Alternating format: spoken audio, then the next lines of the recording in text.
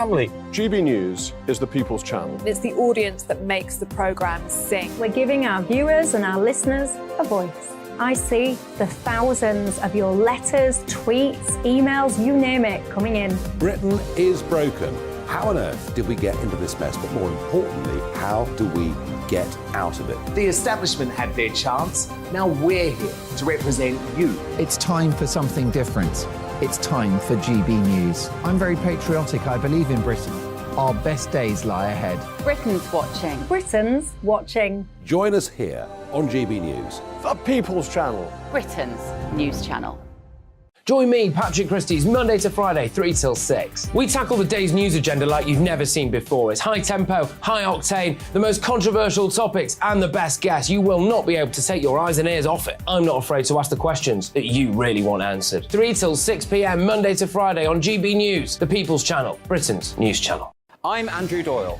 Join me at 7 o'clock every Sunday night for Free Speech Nation, the show where I tackle the week's biggest stories in politics and current affairs with the help of my 2 comedian panellists and a variety of special guests. Free Speech Nation, Sunday nights from 7 on GB News, the People's Channel, Britain's news channel. GB News has its own late-night paper preview show, Headliners, where comedians take you through the next day's top news stories. You don't have to bother reading the newspaper, we've got it covered for you. Headliners, every night at 11 p.m, and repeated every morning at 5 a.m. We won't send you to sleep like some of the other paper review shows out there. GB News, the People's Channel, Britain's news channel.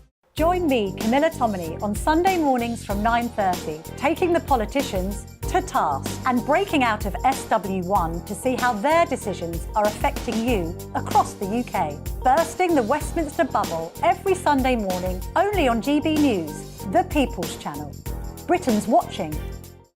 Every Sunday from 11, join Michael Portillo. There will be topical discussion, looking at the week before and the week to come. So kick back and relax at 11 a.m. on Sundays on GB News with me, Michael Portillo. GB News, the People's Channel, Britain's news channel. What you get for breakfast is something that, if we do our jobs right, you will wake up to news that you didn't know the night before. It's a conversation. It's not just me and Eamon. We want to get to know you, and we want you to get to know us. From 6, it's Breakfast with Eamon and Isabel. Monday to Thursdays on GB News, Britain's news channel. Hi, I'm Dan Wootton. You can watch me live on GB News Monday to Thursday from 9 p.m. And did you know that you can also watch and listen live on our website, gbnews.com. You'll always be up to date on the latest breaking news, as well as enjoying the best stories, opinions and shows. You can even join the debate under our live player as you're watching. So head straight to gbnews.com on TV, radio and online. GB News, Britain's news channel.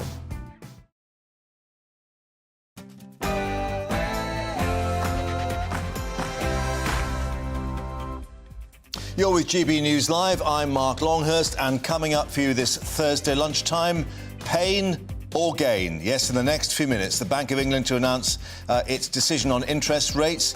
Could they be rising for the 13th consecutive time? And some economists predicting that base rate could be going up by a full 0.5%. That would take the base rate to 5%. Well, we've got our man Liam Halligan at the Bank of England, and we'll hear from the Monetary Policy Committee on its analysis on where the economy is heading.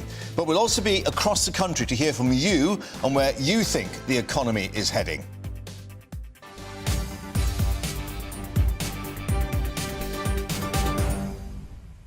Well, it's already been estimated the average annual mortgage repayments have had to increase by nearly £3,000 a year because of the rate hikes so far. Now those attached to the Chancellor's own advisory panel say a recession may be needed to try to stop inflation in its tracks. So do we really need such pain, and for what gain? Well, let's put that question to our economics and business editor, Liam Halligan, who's at the Bank of England for us. And Liam, this fierce political debate now, as well as running in tandem with the economic debate going on. That's right, it is the economy stupid, as they say, Mark. The economy now really dominating politics. I say that's going to be the case all the way until the next general election, scheduled for the end of 2024. As you say, average mortgage payments will go up, but only for those people who are coming to the end of their fixed rate deals, be they 5-year, 3-year, 2-year deals over the coming months. They're the ones who on average will be paying about £2,500 to £3,000 more in their combined monthly payments throughout the year. This is, of course, a very hotly contested political issue. Labour are trying to make hay out of it, saying that it's the Tory penalty, the Tory mortgage penalty.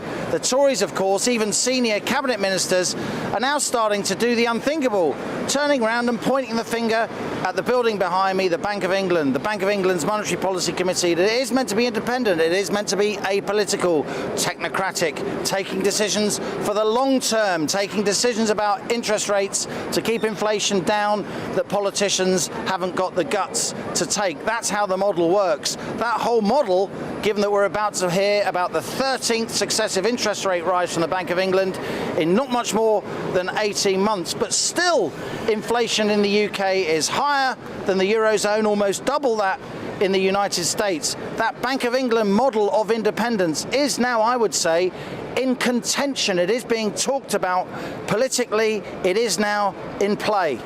Of course, we have a monetary policy committee. It's not just the governor of the bank, Andrew Bailey, who takes this decision. We'll get their thinking being released a little later as well. But clearly the problem is, in addition to the headline rate of inflation, it's the underlying rate, which is attached to things like wage deals. And one wonders, you know, if there is more pain coming today, will that stop inflation in its tracks?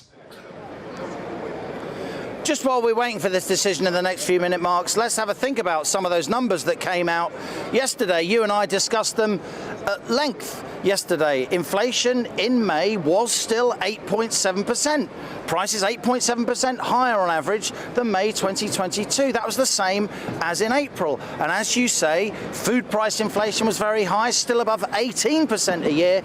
And the thing that really spooked financial markets, the reason why we've had a spike in government borrowing costs over the last 24 hours since those inflation numbers were released, was, as you say, Mark, core inflation.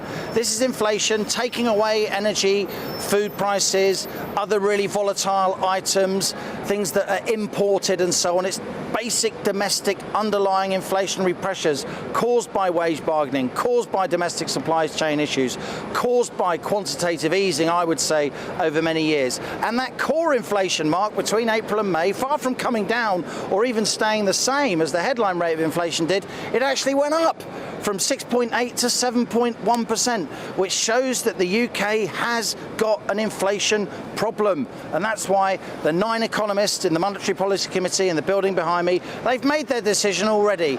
It will be announced in a few minutes, but they have been under extreme pressure over the last 2 days while they've been deliberating and coming up with what they think is the best move for UK interest rates. I do think it's going to be a quarter-point increase from 4.5% to 4.75%. That should push up an average mortgage payment, if you are on a variable rate deal, by a couple of £100 a month. But of course, we've had 13 successive interest rate rises. So all this adds up, and all this adds to the cost of living squeeze, which is, of course, having big political implications. And of course, not just today, it's what might be in the pipeline as well, given this term that you're using about inflation being sticky. Well, they've gone the full whack. Liam, I'm just going to interrupt. We've gone 0.5% up to 5%. So they've really rung the alarm bells on, as we were saying, those inflation figures and maybe trying to shock the system into getting inflation stopped in its tracks. Well, that is pretty incredible, Mark. Yesterday's inflation number, the same as the April number, I thought that was pretty surprising. This isn't completely surprising. Financial markets were indicating overnight there was a 50% chance of this happening. I think we can now look at a graphic of interest rates. Now we've had confirmation that we've gone up from 4.5% to 5%, a 50 basis point increase. If we can look at this graph, we see that back in 2017, interest rates were all the way down at less than 1%. They stayed at less than 1%, went down to the 10th of 1% during the COVID lockdown, really ultra low emergency measures until the end of 2021.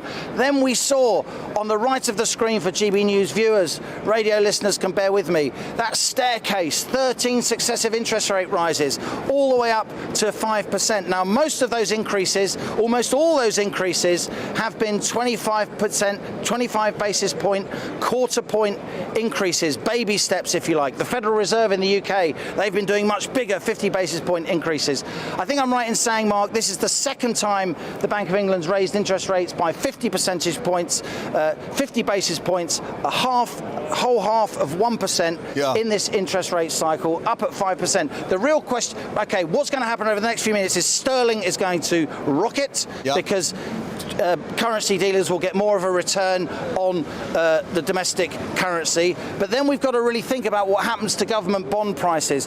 If government traders in government bonds think that the Bank of England is now panicking, they will punish the government for that. They will demand more money in order to lend money to the British government. They'll demand a higher rate of interest because they think the bank might know about some bad news that the markets don't yet know about. But look, this is going to be tough. If you are coming to the end of a 5-year, a 3-year, a 2-year fixed rate deal in the coming months, you will pay a lot more to renew your home loan. But Mark, we must say, the banks and the building societies, we know there's an emergency summit tomorrow with the Chancellor. I think we're going to see the banks and the building societies being lent on very heavily.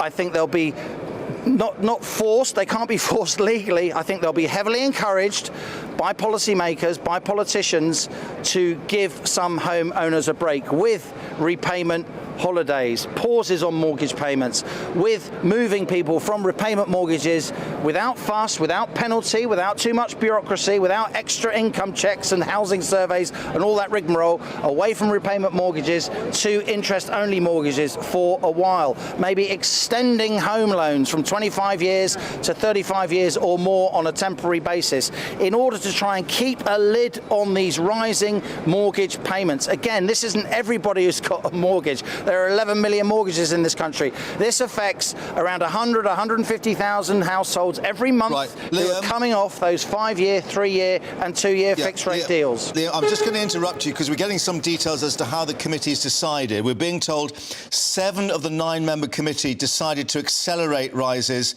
i.e. go for the 0.5%. So basically it's not across the board, but it is the majority. And of course, one wonders what the Bank of England statement, the Monetary Policy Committee statement, is going to say about why it's gone this way. As you're saying, sentiment very important in the way the money markets react.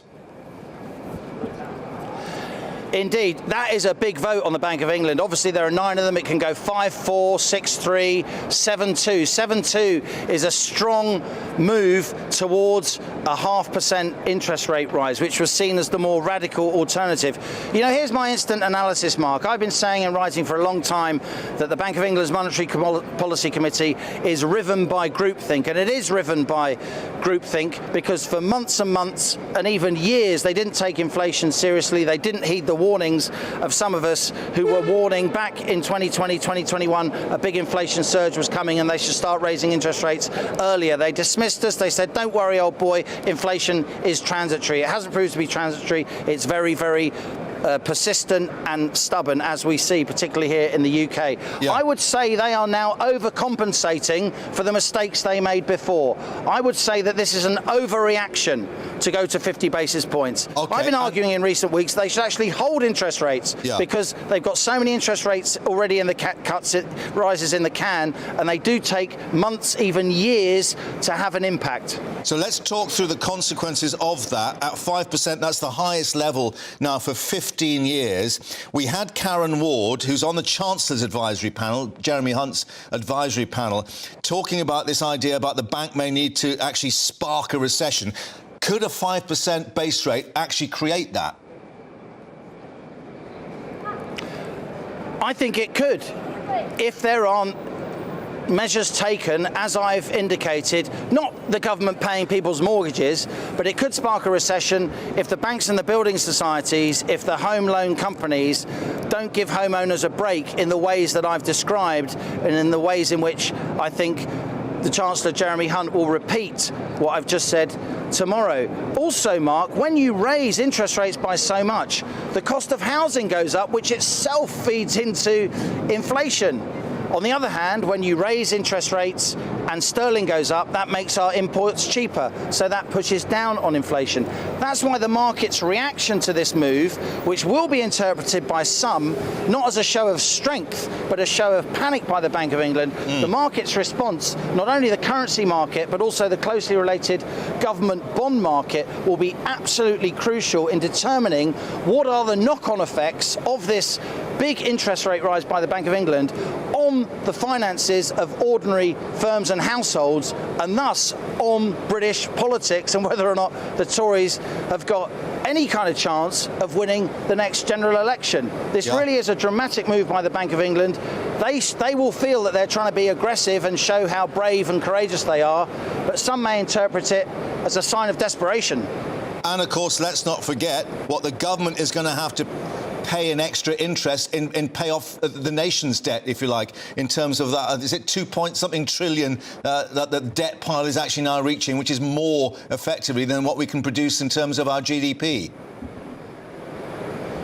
You know, that's a really good point, Mark, and it's great that we're taking the time to discuss this on national television and explain it in the detail we are. Almost unnoticed yesterday, because we were so taken with the fact that inflation hadn't come down and it dominated the news headlines. Almost unnoticed, the British government, our stock of debt, our national debt, went above 100% of GDP. So our debt stock now, the combined amount of debt the government owes to investors around the world, is bigger than the share of our national economy, all the goods and services, all the transactions in the British economy in a single year. That's called our gross domestic product.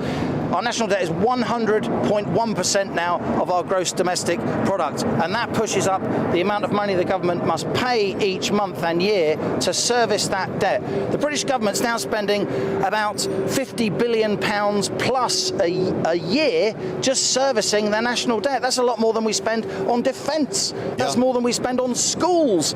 And the interest bill on that debt just went up because the Bank of England raising interest rate, that is what we call the base rate. It pushes up all other interest rates in the economy, not least the interest rate the governments must pay for debt, and then the interest rate that we must pay as consumers on our home loans, that firms must pay on their corporate loans, that homeowners pay on their mortgages and their other personal credit. So this is a big moment. There will be fiscal implications of this. And again, I've been looking down the lens talking to you, Mark, so I can't get on my phone and have a look at some of the technical websites that I look at. Looking at the market's response to this, the market's response to this will be absolutely key. Is it a show of strength or is it a cry for help? Indeed. We'll let you go and dig down and see what other nuggets we can find in terms of what the Monetary Policy Committee is saying, of course, about the way ahead. Liam, for the moment, thank you very much indeed for that. But let's just reiterate what we've been told in these last few minutes. It's a full 0.5% rise in the base rate to 5%. The last time base rates were at that rate was in 2008, just before the global financial crisis and the collapse of Lehman Brothers, you may remember at that time. The UK economy, particularly the mortgage market is assessing the impact, which the banker said may not be felt for some time because of the prevalence of fixed-rate mortgages. So it's actually acknowledging, of course, that there may be more pain to come. As Liam was indicating, we'll get the minutes of the Monetary Policy Committee coming through, which will give us an indicating of their thinking in detail. But before that, let's get reaction now from across the UK with our team across the various areas. Our North West of England reporter Sophie Reaper in Manchester, Will Hollis, who's live at Hull at the Mortgage Brokers, Tony there in Scotland, and our West Midlands reporter Jack Carson in Birmingham. So we're across the area for you. First up to the northwest, and Sophie. And Sophie, you've got a panel of people there to give your reaction. I have indeed, Mark. We are at the Mess Cafe in Wythenshawe in Manchester today with our People's Panel. Now, as the People's Channel, the reason we do a People's Panel is because it's... Oh, sorry, darling, come through. Apologies. The reason we do the People's Panel is it's because it's so important to us to hear the voices of real people. We know inflation is remaining at the same level. We've just seen that about interest rates. So whether directly or indirectly, real people all over the UK are going to be impacted. So we'll join our lovely panel now to get a little bit of reaction. Darren, to yourself first. Of course, people are going to be impacted by this announcement today.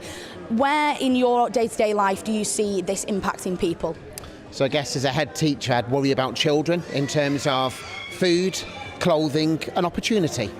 I think that's where you will see the impact. So trying to help the children with those issues is going to be challenging for schools going forward, is what I think. Of course. And of course, Nicole, you are a working mum. You've just taken on a part-time job to supplement your wage. Where do you see this impacting people? I think, as Darren was saying, food is going to be one of the big places. You go in the supermarket, you see everything rising. Childcare obviously is going to follow on with that because they can't keep going at the same rate that they're going. So it's all going to impact down on the working parents and people leaving the workplace to actually raise their children because they cannot afford childcare. Absolutely. And Ian, to come to yourself finally, you rely on universal credit. Of course, that will be impacted ultimately. Where do you see this impacting yourself?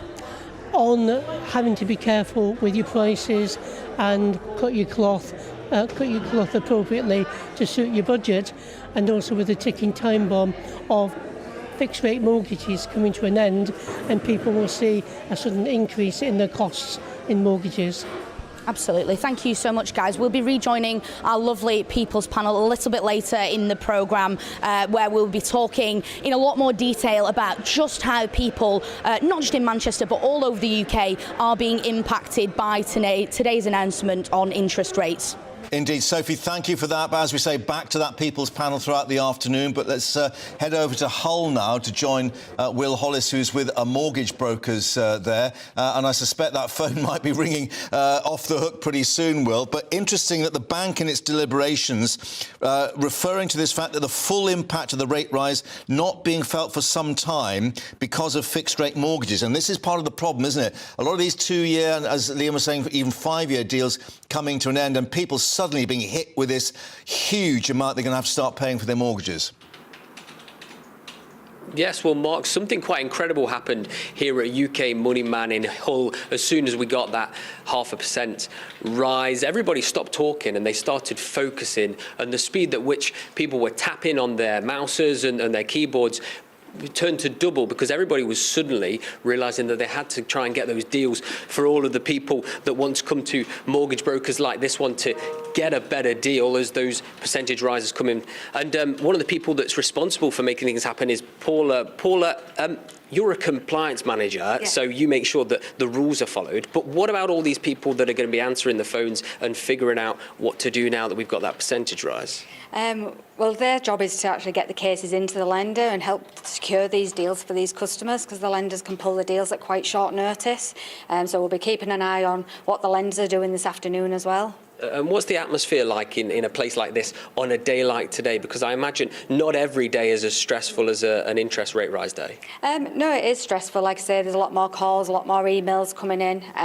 But we're here to do that job and to help them clients. And then what kind of problems do you think people will be coming in for? Is it ultimately that worry about how much money they're going to have to pay more on deals that are ending? Yeah, definitely. Those that are coming up to an end date, they're the ones that I suppose are panicking a little bit at the moment.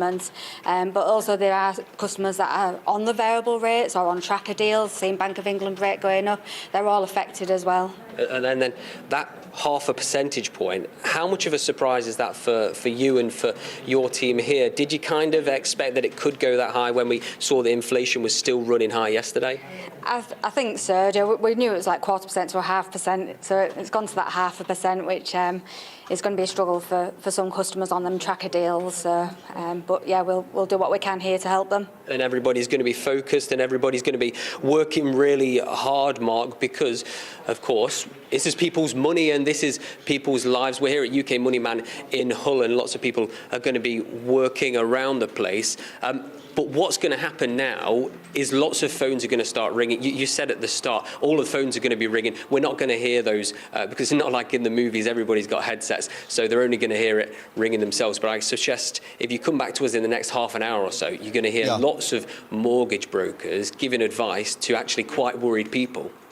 Indeed. Thank you, Will, for that. And there may be more worry coming down the track as well. Let's just update you that the Bank of England Governor, Andrew Bailey, in his letter to Jeremy Hunt, the Chancellor, to set out the decision today, has warned that there could be further rate rises if inflation remains high.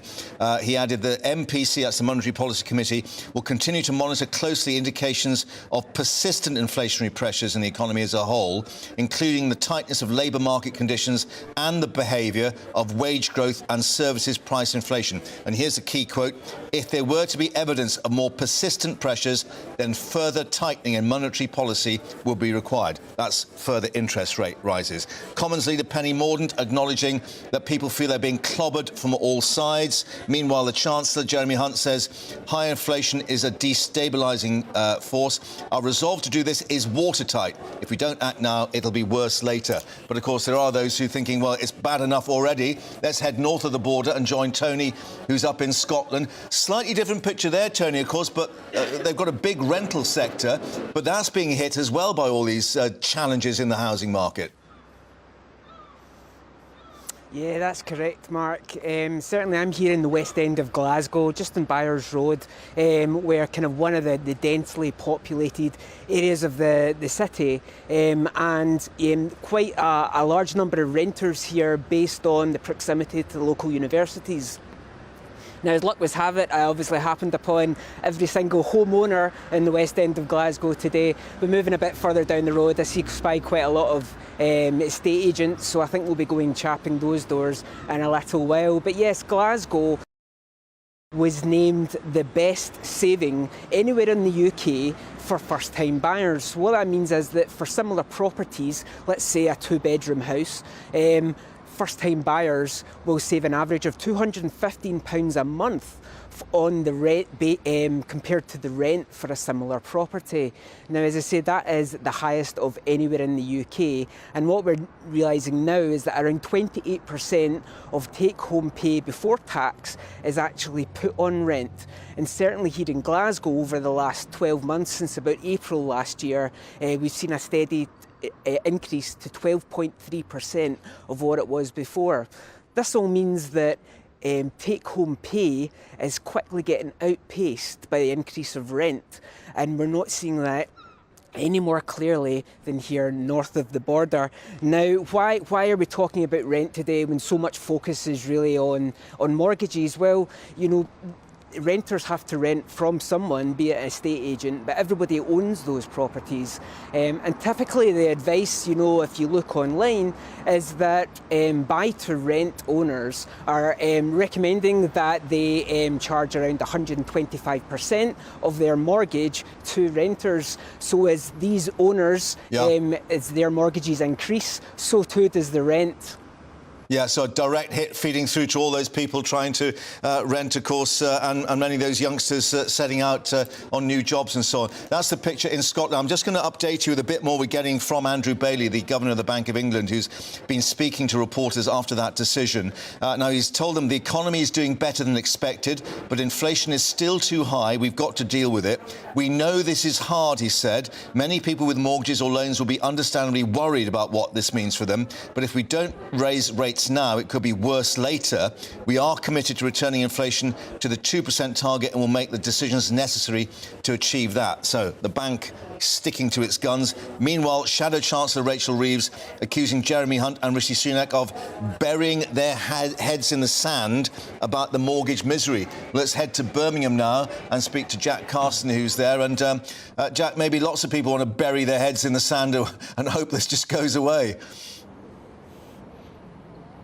Yeah, well, Birmingham is the second city. It's also one of the youngest in Europe, and so this interest rate rise is going to have maybe a little bit of a different impact than maybe it does around the country. A lot of young people here, particularly students, that have either taken on overdrafts or possibly loans to help them through their studies. We're going to be finding out a little bit later from people on the street how it impacts them, but also as well as a student city, as Tony was mentioning, a lot of landlords here on those buy-to-rent mortgages. What's going to be the impact for them on as their interest rates go up? As you say, many people would have possibly moved into a house, particularly over COVID, when of course interest rates were lower and there was lots of course help on the help to buy scheme and stamp duty. But of course, with many of those fixed terms now coming to an end, and particularly younger people between 30 to 39, they're possibly looking at a £400 rise a month on their mortgages. So I'm going to be finding out from people today how it affects them. Jack, for the moment, thank you, and indeed to our team across the country. We'll be back to these various hotspots to get the latest picture, but let's just bring you a bit more political reaction coming in. Liberal Democrat leader Sir Ed Davey saying that the rate rise will scar family finances for years to come, calling for Rishi Sunak now to provide support for those hardest hit. He said homeowners are being treated as collateral damage by Rishi Sunak. The latest rate rise will scar family finances for years to come, all because this Conservative government crashed the economy and sent mortgages spiralling. Just to update you on Sir Keir Starmer now, so reaction from Labour. The current economic situation, he said, is genuinely difficult place for the opposition. When asked whether a recession was inevitable, the Labour leader told a summit at the Times newspaper, I hope not, but it's a genuinely difficult place for the opposition because the economy isn't working very well. Well, let's head back to the Bank of England and get another update from Liam, who's been digging down into the figures, and this warning, if that's the right word, Liam, from Andrew Bailey, that there may be more rate rises in the pipeline. Absolutely, Mark. There may indeed be more rate rises in the pipeline. And the gilts market, sorry to be a bit technical, this is the market for government debt. It is literally bouncing around like bilio. Traders can't decide what they really think of this. The moment the decision was announced, yields plunged. That's a good sign because they felt maybe the Bank of England's getting its arms around inflation, which means the economy is improving, and so they're charging the government less to borrow. But since then, yields have bounced back. They're now above where they were before this interest rate decision was actually taken, which would be a disastrous outcome for the Bank of England. Also, we're hearing from Jeremy Hunt. There will be an emergency summit tomorrow between ministers, the Chancellor and mortgage providers. I do think there will be repayment holidays introduced, people moving from repayment mortgages to interest-only mortgages in a kind of seamless way. Also extending the term of mortgages in order to keep the increase in those monthly mortgage payments as low as it can be. As you say, the IFS, the Institute of Fiscal Studies, have said that for those coming off 5, 3 and 2 year fixed rate loans, they're going to pay an average per year of around £2,500 more on their existing mortgage payments. That's affecting around 100,000 to 150,000 additional households each and every month, which is a small share of the 11 million mortgage holders that there are across the UK. But for those families, it is going to be tough. It strikes me also, Mark, that the Bank of England governor's job is now in play. I've been very critical of Andrew Bailey over several years. I've been calling for interest rate rises since early 2021 and critiquing his portrayal of inflation back then as transitory. But I don't think it would be right in the middle of this market turmoil to sack the governor of the Bank of England. I don't think it would prove anything. And I don't think we should be talking about changing the model of the Bank of England, making politicians more involved in setting interest rates. Again, I think the markets would balk at that and it would make the situation much worse. But the fact that you now have leading politicians talking about sacking the governor of the Bank of England shows where we are. I wouldn't say this is a big global financial crisis at all. This is not 2008, and the vast majority of mortgage holders will be fine. But for the families involved, particularly the young families involved, this will be a very worrying period in their lives as interest rates go up sharply to their highest rate since 2008. And as the Bank of England governor himself says, There's more to come.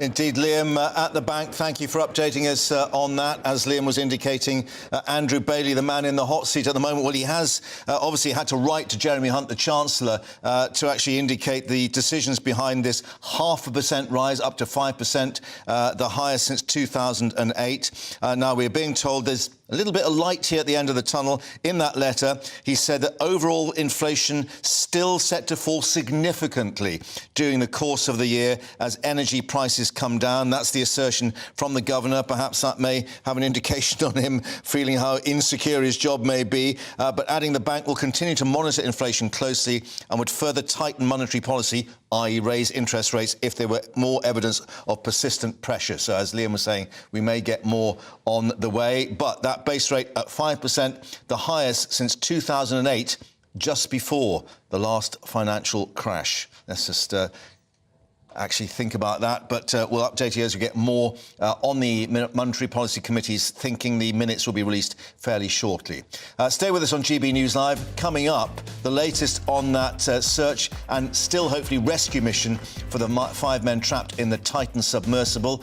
The estimation now that their oxygen may well have run out, but we'll have the latest view on that search and hopefully rescue operation coming up shortly. Stay with us. First and foremost, I am a GB News fan, and I was before I was working here. Just love the fact that we're asking the questions that a lot of establishment media won't ask. With a bit of a twist, we not only want to inform you, but we want to keep you entertained. It's worth the drive because you get in and the team's all ready and waiting, they're itching to go, and it's a proper little family. GB News is the People's Channel. It's the audience that makes the programme sing. We're giving our viewers and our listeners a voice. I see the thousands of your letters, tweets, emails, you name it, coming in. Britain is broken. How on earth did we get into this mess? But more importantly, how do we get out of it? The establishment had their chance. Now we're here to represent you. It's time for something different. It's time for GB News. I'm very patriotic. I believe in Britain. Our best days lie ahead. Britain's watching. Britain's watching. Join us here on GB News. The People's Channel. Britain's news channel. I'm Andrew Doyle. Join me at 7 o'clock every Sunday night for Free Speech Nation, the show where I tackle the week's biggest stories in politics and current affairs with the help of my 2 comedian panellists and a variety of special guests. Free Speech Nation, Sunday nights from 7 on GB News, the People's Channel, Britain's news channel. Nightmare commute. Kick it up a gear with me, Patrick Christie's, at drive time, 3 till 6 p.m, Monday to Friday on GB News Radio.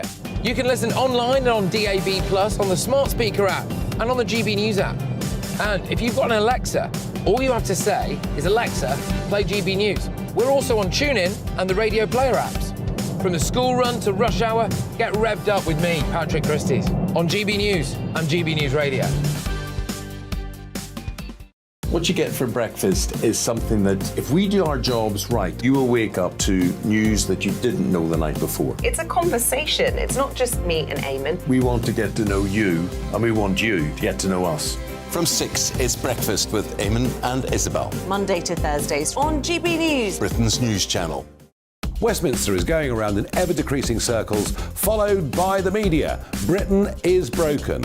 How on earth did we get into this mess? But more importantly, how do we get out of it? Join me at 7 p.m, Mondays to Thursdays on Farage, here on GB News. We will have open, rational debate. We've got to work out how Britain moves forward from this. Join us here on GB News, the People's Channel. Britain is watching.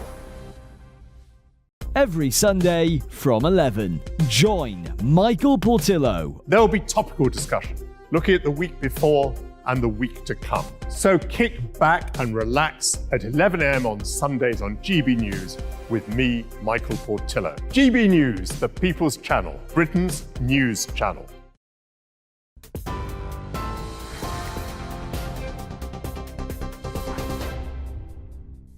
Welcome back. It's 12:30. I'm Rhiannon Jones in the GB newsroom. In breaking news, the Bank of England has increased the base rate to 5%, up from 4.5% as it tries to tackle ongoing price rises. Chancellor Jeremy Hunt says the government's resolve to bring inflation down is watertight, adding if we don't act now, it'll be worse later. It's the 13th time in a row the bank has increased the rate. The last time it was 5% or higher was 15 years ago. And in other breaking news, a Royal Navy submariner and equipment from British deepwater salvage company Magellan are helping in the search for the missing Titan submersible. The government says Lieutenant Commander Richard Cantharia will bring his significant knowledge to the search and rescue team. An aircraft and 10 ships are among those searching 10,000 square miles of the North Atlantic. 5 people are inside the missing submersible that lost contact on Sunday. A man who allegedly smuggled thousands of people from Africa into Italy has been arrested in the UK. The 40-year-old Egyptian national was detained in London by the National Crime Agency officers. He's now being questioned on suspicion of facilitating illegal immigration. He's alleged to be linked to a number of illegal crossings from North Africa to Italy in the last year.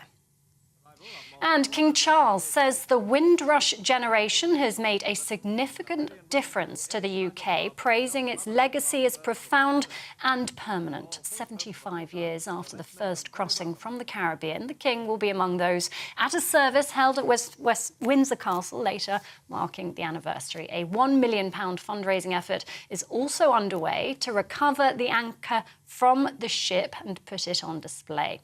That's the ship that made the crossing. And you can get more on all of those stories by visiting our website, gbnews.com. And now it's...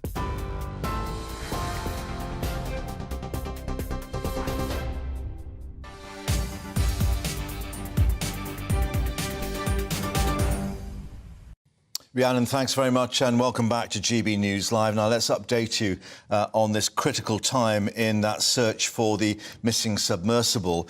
Downing Street has now indicated that the UK has, as they said, embedded a submariner from the Navy to help with the search for the missing submersible in the North Atlantic, with international efforts, of course, unabated despite the deadline, if that's the right word, having passed for oxygen levels on board. We were being told by the US Coast Guard that they were due to run out at about midday, but clearly that is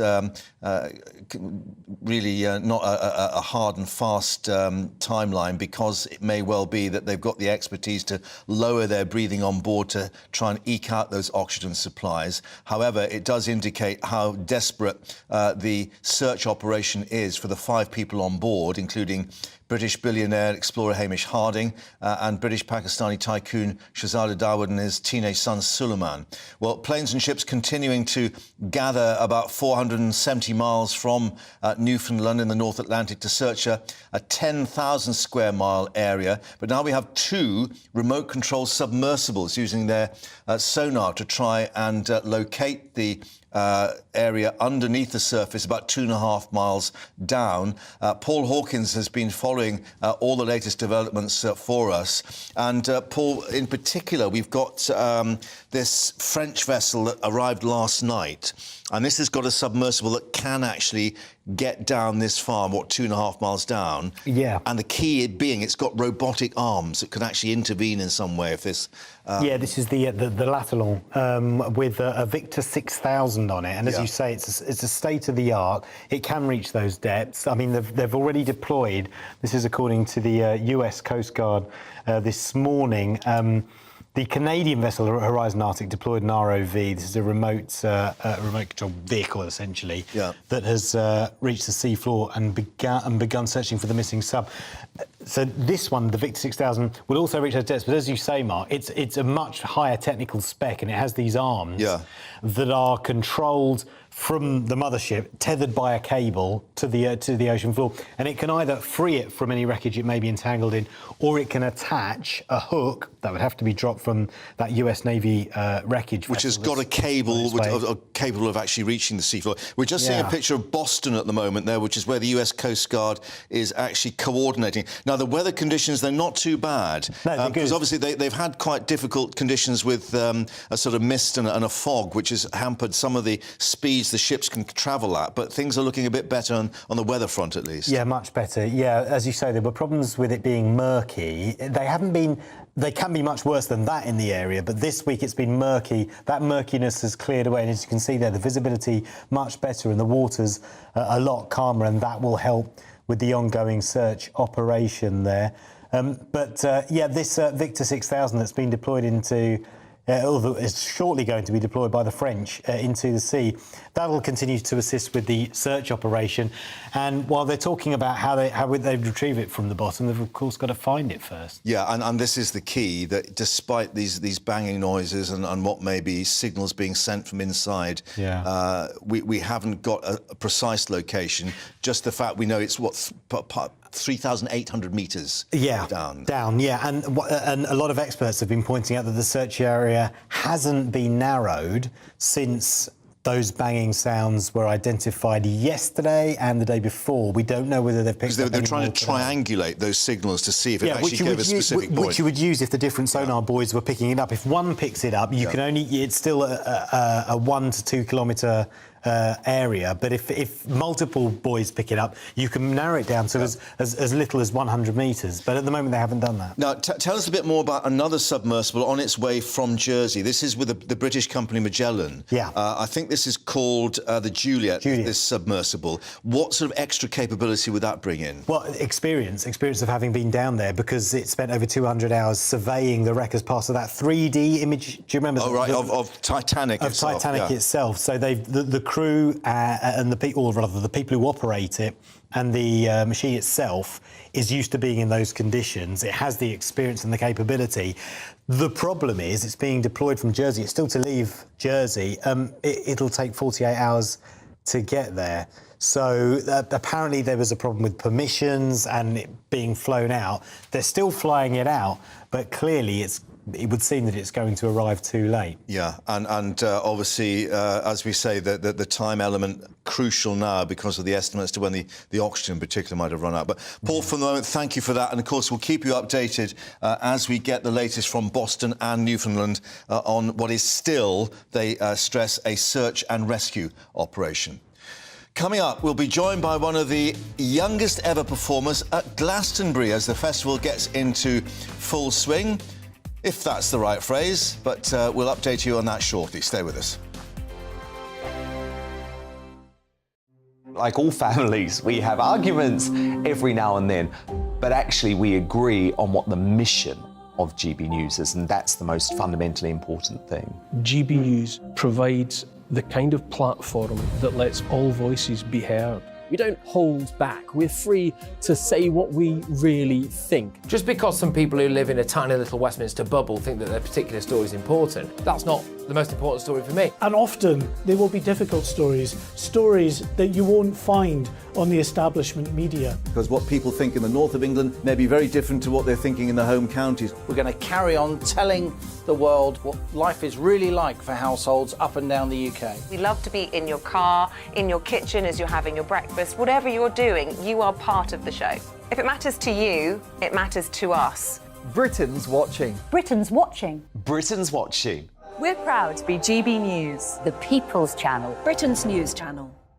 Join me, Patrick Christys, Monday to Friday, 3 till 6. We tackle the day's news agenda like you've never seen before. It's high tempo, high octane, the most controversial topics and the best guests. You will not be able to take your eyes and ears off it. I'm not afraid to ask the questions that you really want answered. 3 till 6 p.m, Monday to Friday on GB News, the People's Channel, Britain's news channel. Join me, Camilla Tominey, on Sunday mornings from 9:30, taking the politicians to task and breaking out of SW1 to see how their decisions are affecting you across the UK. Bursting the Westminster bubble every Sunday morning, only on GB News, the People's Channel.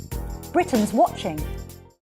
Join us every night on GB News at 11 p.m. for Headliners, which is 3 top comedians going through the next day's news stories, which is exactly what you need, because when the establishment has gone crazy, you need some craziness to make sense of it. So join us 11 p.m. every night on GB News, the People's Channel, Britain's news channel. Hi, I'm Dan Wootton. You can watch me live on GB News Monday to Thursday from 9 p.m. And did you know that you can also watch and listen live on our website, gbnews.com. You'll always be up to date on the latest breaking news, as well as enjoying the best stories, opinions and shows. You can even join the debate under our live player as you're watching. So head straight to gbnews.com on TV, radio and online. GB News, Britain's news channel. So Jubes & Co, we tackle the issues of the day with real, robust debate. Both sides of the fence, battling it out with me in the middle with my forthright opinions and views. And often really interesting things happen because you start with a position and then by the end of the debate you find actually, well, I might not have thought about that one. What we need in this country is 2 new political parties. You should maybe think about doing a 2024 calendar. I'm Michelle Dewberry and I'm keeping you company right through until 7 o'clock this evening. GB News, the People's Channel, Britain's watching.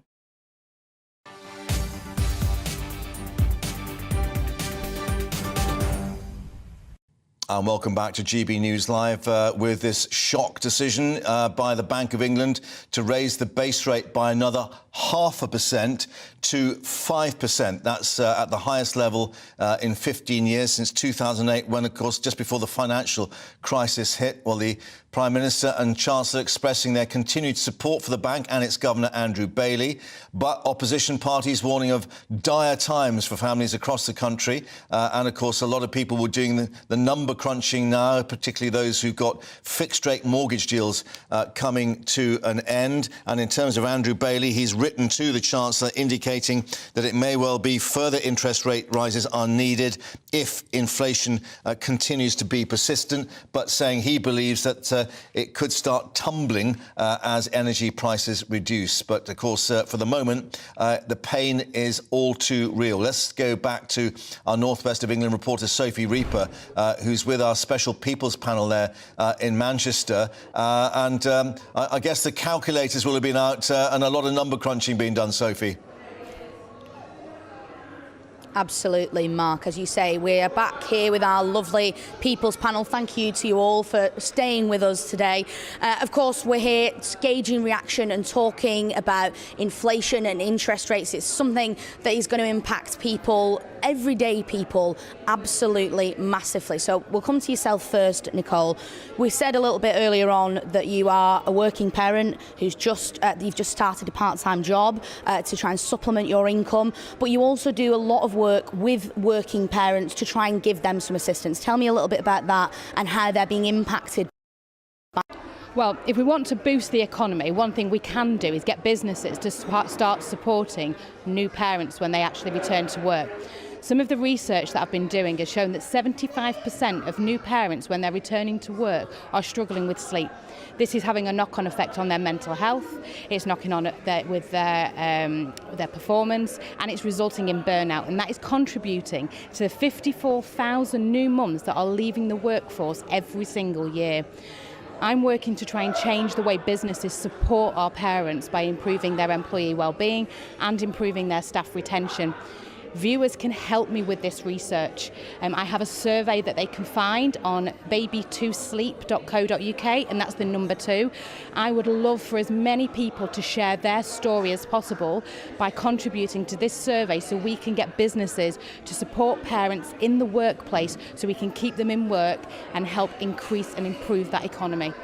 So we are seeing people being really impacted. That you talked there about children and working parents. Someone who sees that on a day-to-day basis is Darren, who is a head teacher at a local primary school. Darren, what kind of impact are you seeing this on a day-to-day basis? I think I'd summarise it in 3 areas. So food, clothing, and opportunity. So when it comes to food, I think there's 2 aspects to that. So there are children in my school that are undernourished, and then obviously we try to support them in terms of food banks and things like that, but also in terms of health. So it's more expensive to buy healthy food, and therefore children are eating more unhealthy options. That has huge impacts in terms of attendance and academics and that kind of thing. The second thing is clothing. So uniforms can be expensive, so we try to help them with clothes banks and that kind of stuff and reduce. But it does have an impact on the choices you make as a school with the uniform, and I guess that can be argued about standards. And the last thing to talk about would be opportunity. So because things cost more, what is it that's going to go? And it might be transport to a museum or an arts gallery or those kind of things. And that's the impact, because they're the things that go. Now that actually has a wider impact in terms of happiness, satisfaction, language, so it impacts on the learning. And of course, all of that impacts on well-being and mental health and can lead to depression. We know that education is, of course, where it starts. Moving on in life, of course, Ian, will come to yourself now. Rishi Sunak has said that by the end of this year he's hoping to have halved inflation. We saw yesterday that it's remaining at 8.9%. What's your take on that?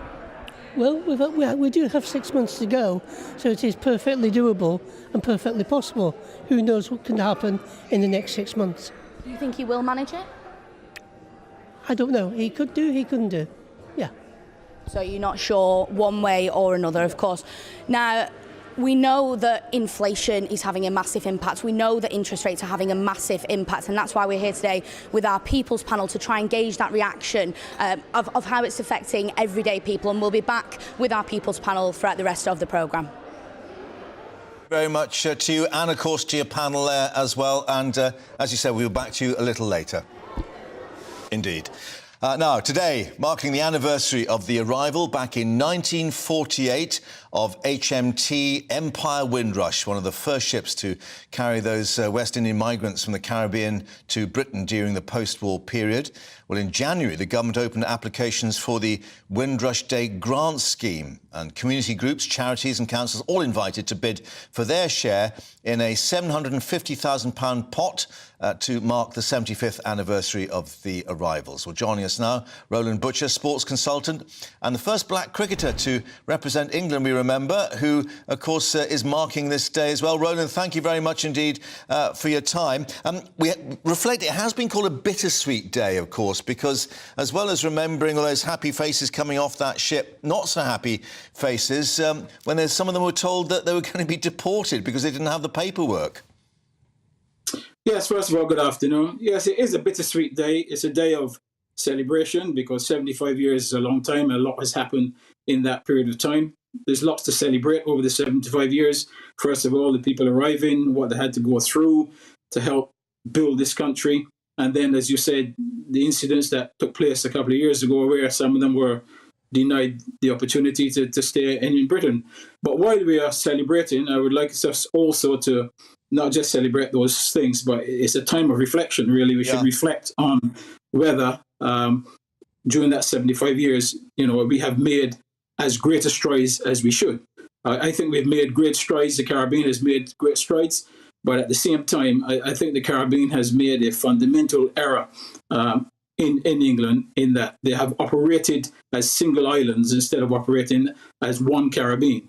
If that had happened, and I hope in the next 75 years that those generations are able to do that, then you will find that the contribution really to England would be much more significant than it has been over the last 75 years. It's interesting because we reflect that a lot of those who came off the Windrush and then, of course, followed in other ships and aeroplanes and so on, referred to the mother country, and they were very proud to come home as they saw it. We now have a number of Caribbean islands, Barbados, of course, going for independence, despite the Queen's love of the Commonwealth and trying to keep that sort of family, if you like, together.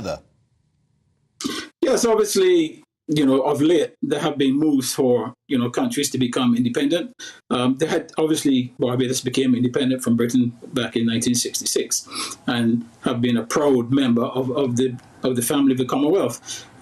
Yes, a lot of those countries will do that, but I guess there is a feeling that perhaps in many ways that they have been abandoned after independence, and they've had to find their way through the world, which is not an easy world for developing states. So there's still a lot of work to be done, and there's a lot of work to be done here in the UK by Caribbean people as well.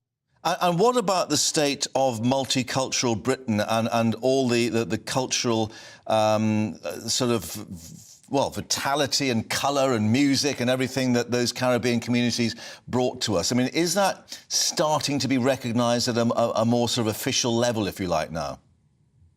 Well, absolutely. That's happening now, and it's taken a while, but things do take a while from time to time. Yes, they're being recognized now for, the music and the food and everything else that the Caribbean people have brought to this region, to this country.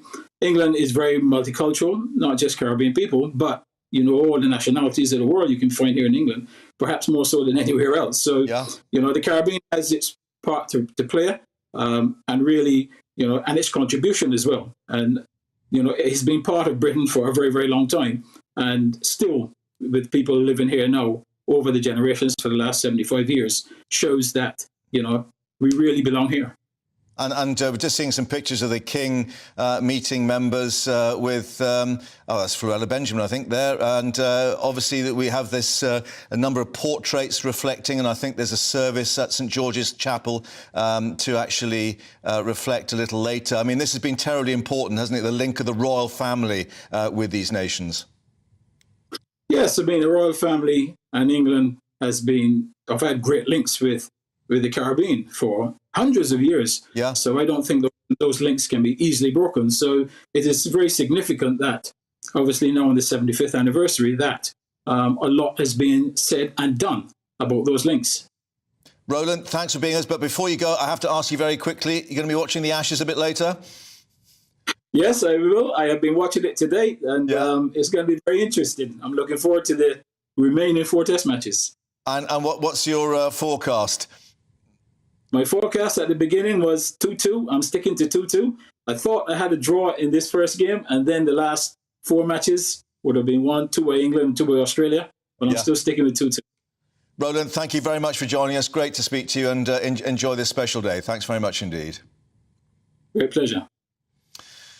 Now, Glastonbury has kicked off in Somerset, the festival with the likes of Elton John, Guns N' Roses, perhaps the Arctic Monkeys, who knows? They've got a few problems leading the charge, but also one young man hoping to add his name to that list of legends, Eli Crossley, who's just finished his GCSEs, would you believe? Tomorrow, he'll be with his band Askew, making his debut at Glastonbury, one of the youngest performers ever, and his achievement, we have to say, ever more impressive because he has Duchenne muscular dystrophy, a genetic muscle-wasting disease. Eli's joining us now from Chiswick in West London. Eli, thank you for your time. Have you packed your equipment yet? Are you ready to go? Well, yeah, so I'm leaving at 2:30. So I've got all my clothes packed. One of the parents has already brought the guitars over. So pretty much all setting up, and it's really getting to that moment where I actually have to go up on that stage and play, which is surreal, but also it should be amazing. Yeah, so tell us how you are sort of thinking at the moment. Is it the nerves kicking in? Is it that stage fright? Or are you excited about it all? I think it's a mixture of both. I think obviously I'm very scared because me and my band, we've never really done a gig like this before at all. We've only really done gigs at small pubs in front of our parents. So this is obviously quite a big step up from that. But yeah, I'd say as well as those nerves, there's also a lot of excitement. And I think my parents are also very, very excited. And my I bet they are. Excited for me. Yeah. And of course, you can rehearse all you like, I suppose, but the thing is, when you get out there and you've got that sea of faces in front of you, that's a whole different ball game. So how do you actually sort of prepare for that with the rest of the band? Do you just sort of concentrate on the set list, or do you just try and have as good a time as possible? What's the approach going to be? Well, I think that we are ready because we've practiced a lot, and I'd say obviously all the band, they're really amazing at their instruments, and they're really good at what they do. So I think it's more just to have that self-belief and self-confidence, as in we know we can do it. And it will be challenging and it will be nerve-wracking. But at the end of the day, we've just got to be confident in what we do and who we are as a band. And tell us about the music, tell us about the set list. What are you going to be doing there? So I won't do too much revealing, but we're starting with Supersonic by Oasis. Oh, right. And then we're splitting the set list into, I think 3 original songs and 4 cover songs. So we've got kind of a good mixture in there to maybe help the crowd, stay in one place rather than us just playing originals the whole time. So I feel like we've got a good mix in there. I was going to say, it's pretty brave stuff to do original songs on your first gig at Glastonbury. Yeah. Yeah, I obviously, it is. We think though we've worked very hard on this music, and we believe that it is fairly good music. So we hope that everyone who comes to watch us can enjoy that. Indeed. And are you going to have a chance to watch the big acts as well? I mean, I know there's a bit of question mark on Arctic Monkeys, but I mean, I guess that's the other part. It's going to be exciting seeing all the big acts as well. Yeah, that's obviously a bit I'm very excited about as well. Arctic Monkeys, I mean, they're one of my favourite bands. I actually went to saw them at the Emirates Stadium in London. And, I mean, they were just absolutely amazing. And I hope that Alex Turner is able to recover his voice, and I hope he's able to perform there. Because indeed, not doing too well at the moment, is he? But anyway, you can always sort of step in and take that gig up as well if it needs be, and help him out there down at the farm. But great to speak to you. Thank you for your time, and we'll speak to you again hopefully when you get back and see how it went. And all good luck to you and the band. Thanks very much indeed. Thank you. Exciting stuff, and of course we'll update you on how they get on, and indeed whether the Arctic Monkeys are going to make it or not. Plenty to come in this next hour, including that news on the interest rate decision by the bank. It's up by 0.5% to 5%. Jeremy Hunt, the Chancellor, saying if we don't act now, it'll be worse later. Could it be any worse? You tell us. We'll see you shortly. Stay with us.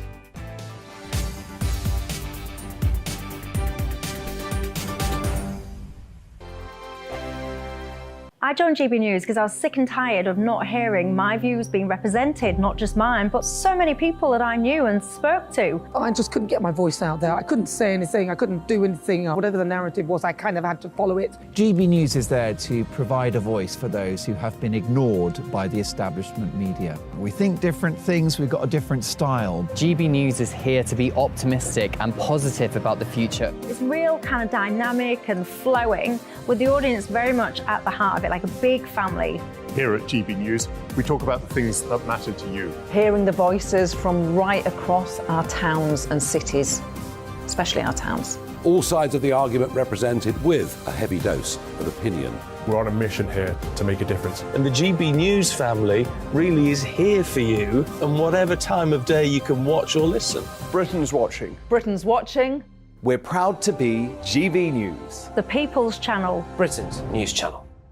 Monday to Thursday, 9 p.m. till 11 p.m. Join me, Dan Wootton. I'll bring you the sharpest takes and hottest debates. Do you not believe in prison? I don't believe in prison. I'm completely stunned. I guarantee you there'll be no spin, no bias, no censorship. I actually was personally quite offended by it.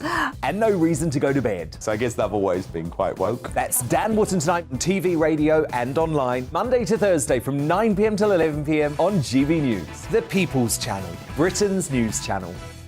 You've probably seen politicians interviewed 1,000 times, but we do it differently. We find out who they really are, we don't shout, we chat, and hopefully we bring a bit of light, not just heat. Did you know Kate Moss? Apparently. Do you have a pair of jeans or a pair of jeans? No, of course I don't. What would I do with them? My friends are like, oh my God, what's she doing now? Join me every Sunday at 6 for Gloria Meets, only on GB News, the People's Channel, Britain's news channel. Weeknights on GB News from 6 p.m. You'll always get drama. Please stop, Michelle. I know, yeah. Please stop. Should I just shut up? Romance. You like me, I like you. There you go. There you are. Well, don't tell anybody. Adventure. Etc. That's the whole point.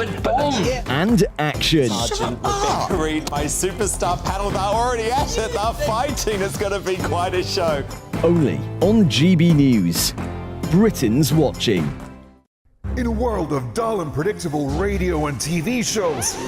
Oh, hi. On Mark Dolan tonight, we've got big guests. We drill into the big stories of the day.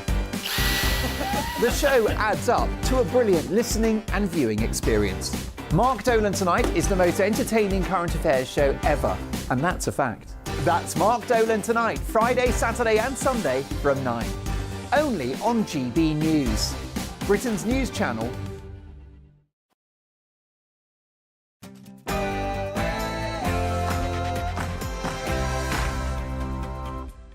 It's 1 o'clock. A very good afternoon. You're with GB News Live. I'm Mark Longhurst, and coming up this Thursday lunchtime, the Bank of England goes big in the battle against inflation.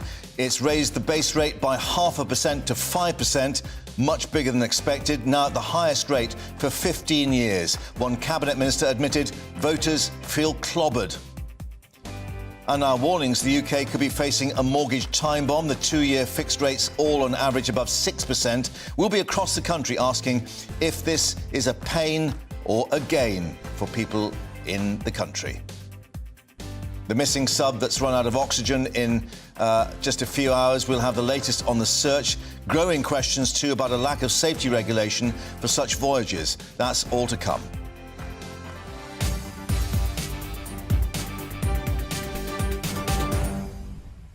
And after a damp start, it looks as if the sun is coming out for Glastonbury, but even the festival goers, it seems, can't escape that cost of living, where a pint of beer will cost you now more than £6.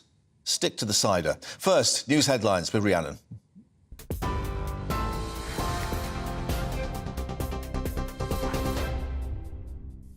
Thank you, Mark. Good afternoon. It's 1 minute past 1. Your top stories from the GB newsroom.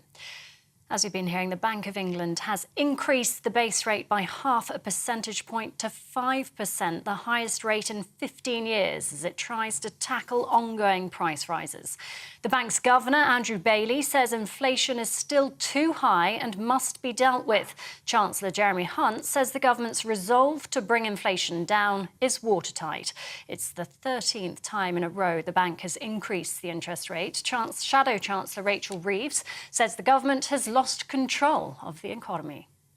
Today's an incredibly worrying time for many families right across the country who are concerned about what happens when they come off fixed-term mortgage deals. Already, people were facing mortgage payments of £3,000 on average more than the rates they were coming off of. This is going to heap even more pain on ordinary working families. It's why today Labour have set out a 5-point plan to help people with their mortgages. Well, amid rising inflation, Labour's called on banks to provide support to homeowners facing mortgage payment difficulties. The party claims their 5-point plan would allow borrowers to switch to interest-only payments or extend their mortgage terms. The government says lenders are already required to engage with struggling customers. Labour leader Sir Keir Starmer says his party's plan will provide the security the country needs. We're going to take this on. It's at the heart of everything. And it shows our determination to fix the fundamentals that make British inflation stickier, global shocks more painful, weigh down on your profits and the living standards of our people. That's the partnership we offer. A new plan for a new settlement. For renewal, not decline. The future, not the past. The builders, not the blockers. A Royal Navy submariner and equipment from a British deepwater salvage company, Magellan, are helping in the search for the missing Titan submersible. As the search and rescue enters its critical phase, the government says Lieutenant Commander Richard Cantharia will bring his significant knowledge to the team. An aircraft and 10 ships are among those searching 10,000 square miles off the North Atlantic. 5 people are inside the missing submersible that lost contact on Sunday. Hamish Harding is one of them. His friend says he didn't think the vessel was safe. I wasn't happy with some of the design, like the thrusters on the outside with the cables there. I thought that was a snagging hazard.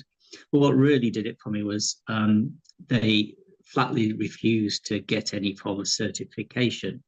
And it seemed that they had no intention of getting any certification for going down to those depths once, let alone several times. Defence Secretary Ben Wallace has ruled himself out of the race to become the next NATO chief. When asked about leading the alliance, he told The Economist he was withdrawing because of unresolved issues within the organisation. He also stated the US wants the current Secretary-General Jens Stoltenberg to continue in the role. He's due to step down in September. The Ukrainian Intelligence and Security Service has received information Russia's considering an attack on the Zaporizhzhia nuclear power plant. President Volodymyr Zelensky says Ukraine will share all available information with their global partners, warning radiation knows no national borders and its hits are only determined by the direction of the wind. A man who allegedly smuggled thousands of people from Africa into Italy has been arrested here in the UK. The 40-year-old Egyptian national was detained in London by the National Crime Agency. He's now being questioned on suspicion of facilitating illegal immigration. King Charles says the Windrush generation has made a significant difference to the UK, praising its legacy as profound and permanent. 75 years after the first crossing from the Caribbean, the King will be among those at a service held at Windsor Castle, marking the anniversary. A £1 million fundraising effort's also underway to recover the anchor from the ship that made that crossing. HMT Empire Windrush sank off the coast of Algeria in 1954. And tech billionaire Elon Musk is picking a fight with Mark Zuckerberg.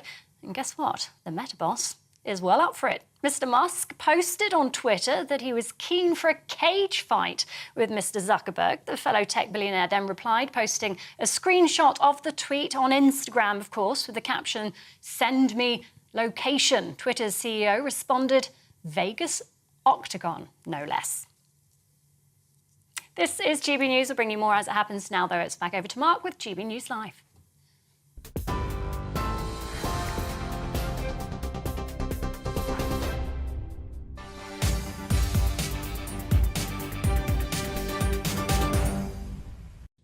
Rhiannon, thank you very much indeed and welcome back to GB News Live. More on that interest rate decision in a moment, but first let's just update you on the situation with those missing on board that submersible in the North Atlantic.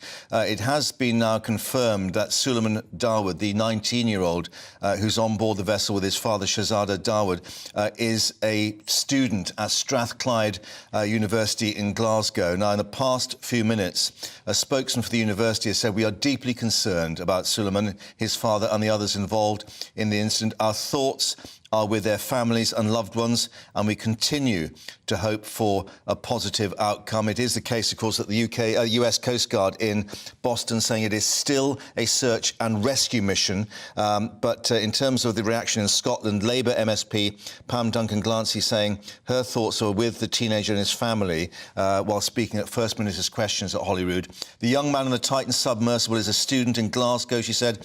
"I'm sure everyone here will join us in sharing their thoughts with him and his family at this unprecedented and difficult time." We'll update you, of course, on the latest on the search as any more details come in. But to that major news now, the Bank of England decision to raise the base rate by 0.5% to 5%, now at the highest level since 2008, before the last financial crisis. The Prime Minister and Chancellor both expressing their continued support for the bank and its governor, Andrew Bailey. But this rise, of course, unwelcome news for those already struggling with the cost of living crisis. Well, let's get more with our economics and business editor, Liam Halligan, who's at the Bank of England.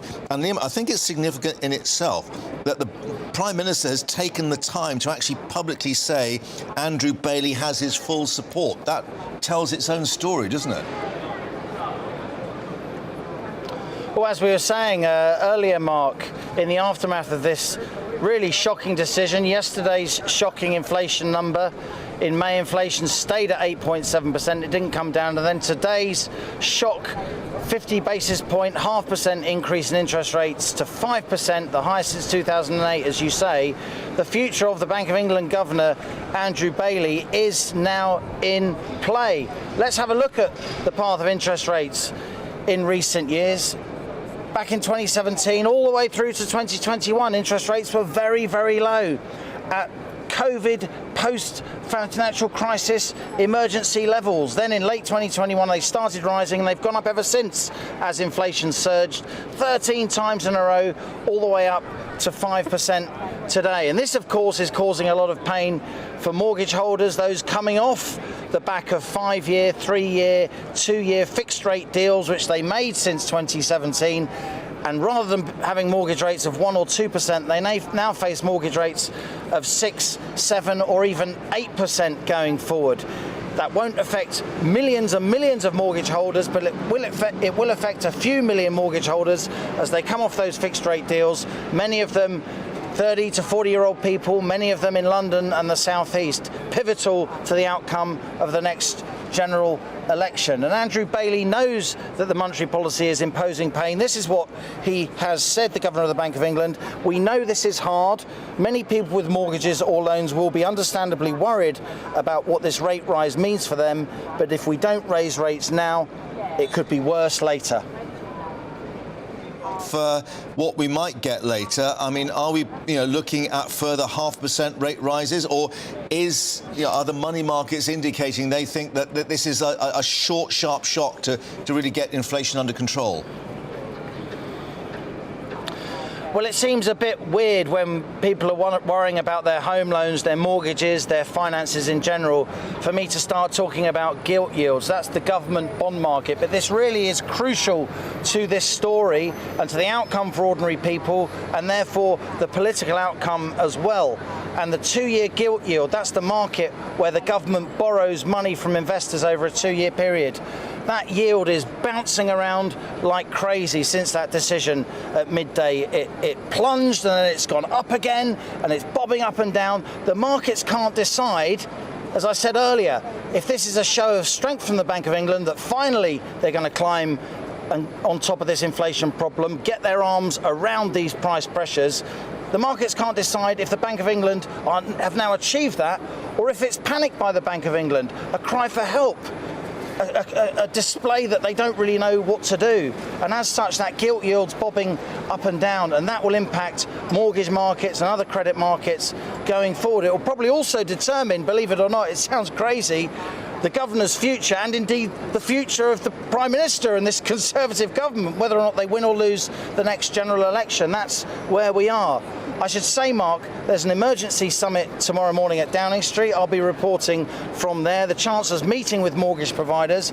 I don't think there are going to be quick moves towards repossessions, evictions, or anything like that. I'm not sure how possible mass evictions are in the age of social media, by the way, but that's another subject. I do think the banks will allow repayment holidays. They'll allow loans to be extended over more years to make those repayments lower. They'll allow shifts to interest-only mortgages rather than repayment mortgages to try and keep a lid on, for the families affected, these coming mortgage interest rises.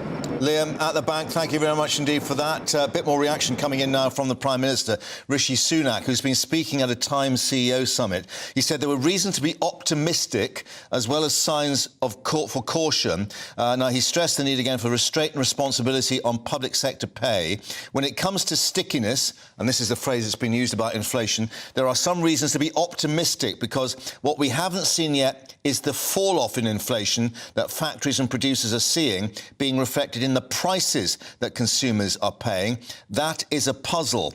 What we have seen for almost 6 months, if not longer, is that producer price inflation has almost fallen off a cliff. Indeed, it's interesting that the Bank of England governor, in his letter to the Chancellor, has indicated there may well be a bit of, profiteering is not the phrase he's used, but indications that profits may be having been pushed up by a lot of these companies in terms of trying to cover their own costs, and that may have led into inflation. But let's get some more reaction now from across the country with our team of reporters. And let's head first to join our North West of England reporter, Sophie Reaper, because you've got a People's Panel for us there in Manchester, Sophie. I have indeed, Mark. We've got a fresh new panel for this hour, with the exception of Nicole. She's rejoining us, but we're also joined by John and by Rishi and Hendrix. We'll come to you guys first. You run homelessness charity Coffee for Craig. So on a day-to-day basis, you'll be seeing people who are feeling it perhaps worse than the majority of people in society. Tell me how you've noticed this changing the way you deal with people on a day-to-day basis. I think the biggest thing that we've noticed is the change in the people that actually access our service. So whereas it used to be that, 8-9 years ago, it was that stereotypical homeless-looking person, we're now getting people that are self-employed, people that are in full-time employment, and they're accessing our service to get hot food, a shower, and then they're sleeping in their cars. and that's been really since COVID, and then obviously the cost of living crisis has just pushed that through the roof, and we're just getting more and more people that you just would not expect to come into a homeless service and not expect to be using charities, full stop. But people are losing their employment, they're losing their housing, they're then sleeping in their cars for as long as they can hang on to their cars, and they're trying to maintain that normal life of going to work, and we're just supporting that really. But nobody's got £2,000 in their bank sitting around for a deposit to move into somewhere else. Let me ask you, Rishi, what needs to change to help people who are feeling the effects so much? I think we really need to look at ourselves and see who we are, and stop the gap, because the gap between poverty and people who are rich is getting higher and bigger and wider, and we need to really look at ourselves as a country and who are we working for, who are we, and stop pointing the finger, punishing the poor and people who are working as well. It's ridiculous. There's people working 2 or 3 jobs who are still coming to us and asking for food parcels, and we're having to redirect them to places where they can get a food parcel, or just coming to us for a meal who haven't eaten all day. John, I'll come to yourself next. Yeah. Hendrik just mentioned there about people haven't got the money for deposits. I think you've got 3 children, I believe, is it? And we were just talking about how the struggle you've watched them go through to save up for a mortgage. Talk to me about that. Yeah, well, I'm very lucky. My kids have all been to university and they've got good jobs, but they still, like Hendrik was saying there, it's very, very difficult to save and live at the same time. So, and you have great sympathy, don't you, for the kids of now. I don't know whether it was like that when I was buying houses many years ago, but it seems to be so much tougher now because wages don't seem to have kept pace with the inflation that we've got, and that results in seeing people go into food banks who, like Hendrik says, wouldn't normally access food banks and the charity services, but thankfully they are there for us to access if we do fall on hard times. Absolutely, and of course today we've seen interest rates go up once again, making it even harder. Nicole, I know you're a working mum, you've taken on a part-time job to supplement, but you do a lot of work with working parents to try and help them get back into working. Absolutely, and I think with the cost of living, a lot of parents are going to be looking for ways that they can cut corners, and that might be cutting the breakfast club, it could be cutting the after school club, looking for more flexible positions where they possibly can do some work at home in the evenings. And we need businesses to actually keep up with this, even if it's just while things are really difficult. When I was looking for a part-time job to run alongside my business, I was finding really low-paid, low-skilled jobs, but nothing that actually paid a decent salary, and was looking for a skilled person to do part-time work. And I'll be honest, I was getting really disheartened. Luckily, I fell upon a company called Flexible Working People, and they have a Facebook community of over 50,000 people that are looking for flexible jobs, and have people promoting jobs that are genuinely flexible, not just saying they're flexible. And that has given me confidence that actually maybe things will change, maybe businesses are going to take this seriously, and that they are going to start offering better positions, better paid positions to people that deserve it, that are skilled. And just because we've got kids, it doesn't mean we should be working, doing the low paid jobs. We've got a career, we've worked hard for it, we want to continue. I think what we can take away from that is that people realistically need all the help they can get. We'll be back with our People's Panel a little bit later on in the programme, but thank you. Sophie, thank you very much indeed. Yes, more from you and, of course, the panel later on. But let's head over to Hull now, because Will Hollis is waiting for us at a mortgage broker's there. And Will, we've had this term being used, mortgage time bomb, of course, because of the number of people on these fixed-rate deals that are going to be coming to an end now, faced with a huge rise in their monthly outgoings. better now. It's just because everything going on was like... Yes, good afternoon, Mark. I've just lost my communications, actually. But here in Hull, you can see that people are working really hard and they're trying to get those mortgage deals because, as you say, a time bomb is one phrase that's being used, a catastrophe is the other phrase. But it seems that everybody's working really hard and trying to make sure that any of those deals that are about to be withdrawn are got as quickly for people that are trying to get a mortgage. Somebody who's experienced this for many years, for 4 decades in fact, and you're celebrating your 40th anniversary working in mortgages is Wayne Dewsbury. Wayne, how does this compare to the rest of your career, 40 years? I think it's probably quite a chaotic time, but we've seen those before. 92 with withdrawal from the European rate mechanism. Obviously, we've been through a credit crunch in the past. We've seen recessions and we've seen booms. So the market generally is pretty resilient. It tends to find its way forward, And what kind of phone calls will these people be taking, and the phone calls that you're taking as a mortgage advisor today? Obviously, you do get people who are coming to the end of the deal. That's a big one at the moment, coming to the end of an existing deal. And obviously, we're coming out of a period where we've had record low interest rates for a long period of time.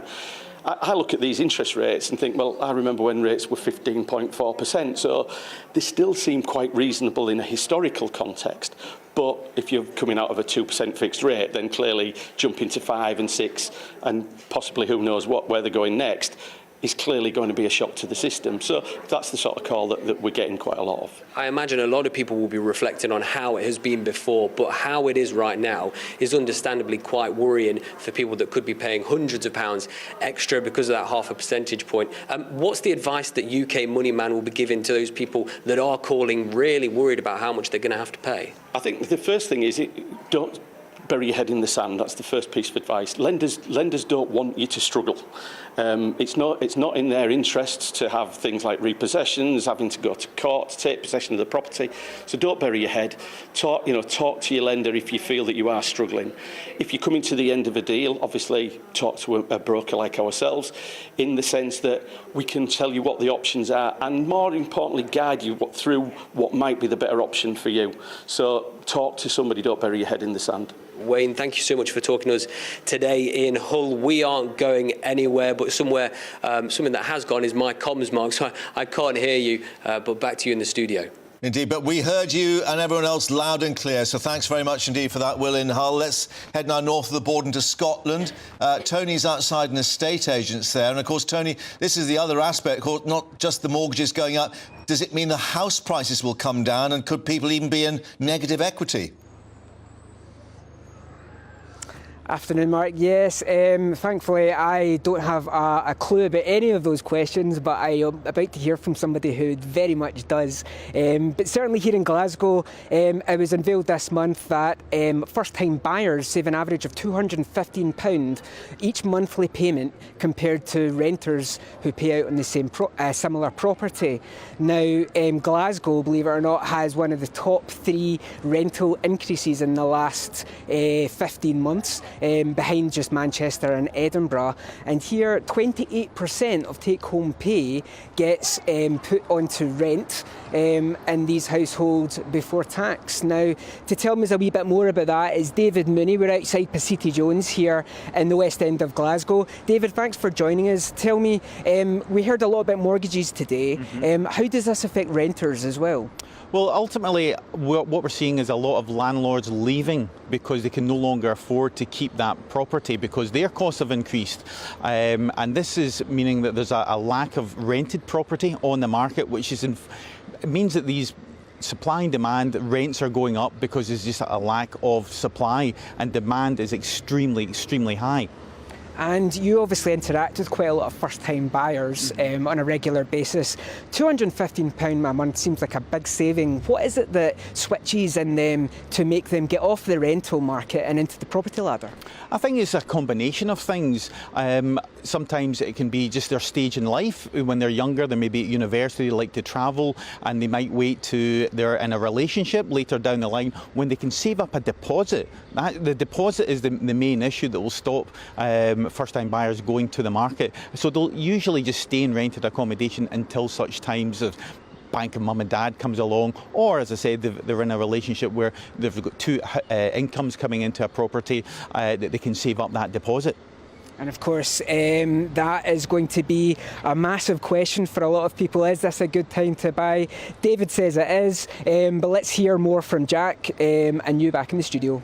OK, Tony, thank you very much indeed for that. In Scotland, let's bring in West Midlands reporter Jack Carson in Birmingham in the pouring rain there to add to everyone's misery. Interesting, of course, with the West Midlands being this crucible of manufacturing industry. We've got Andrew Bailey, the governor, writing to the Chancellor saying some firms beginning to increase profit margins, adding to the rise in prices or inflation, particularly indicating a higher share of manufacturers. So this is an interesting point, isn't it? Is part of the problem with inflation being caused by manufacturing industry?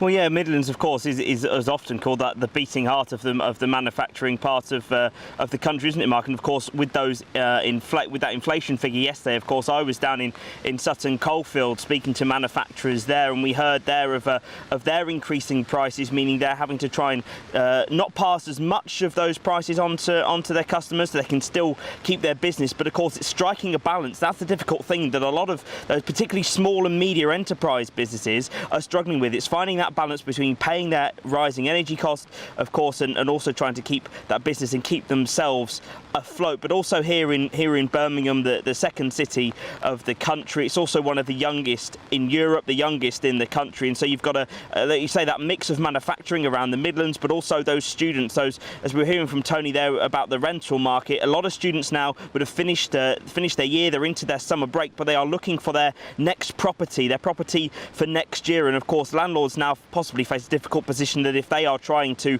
refix the rates on their mortgage, that they might well have to put rents up. How affordable that is for students, of course, many of course relying on maintenance loan, but also money from parents as well. Well, in this time of inflation, parents necessarily don't have the amount of money, so you can start to see the domino effect that happens with higher interest rates, with high inflation as well, and the issues it causes. Now, the HQ of HSBC is right next to me here in Birmingham, and there's bound to be a lot of people on the phone to them and their customer service finding out exactly what this interest rate rise means to them.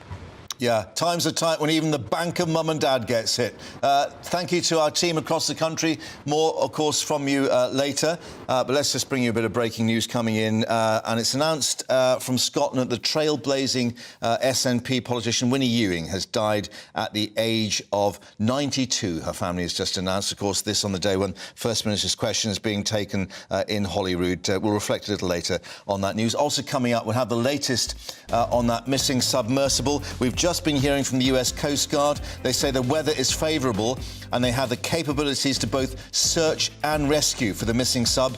It continues. They're not giving up hope. We'll have the latest for you. Stay with us.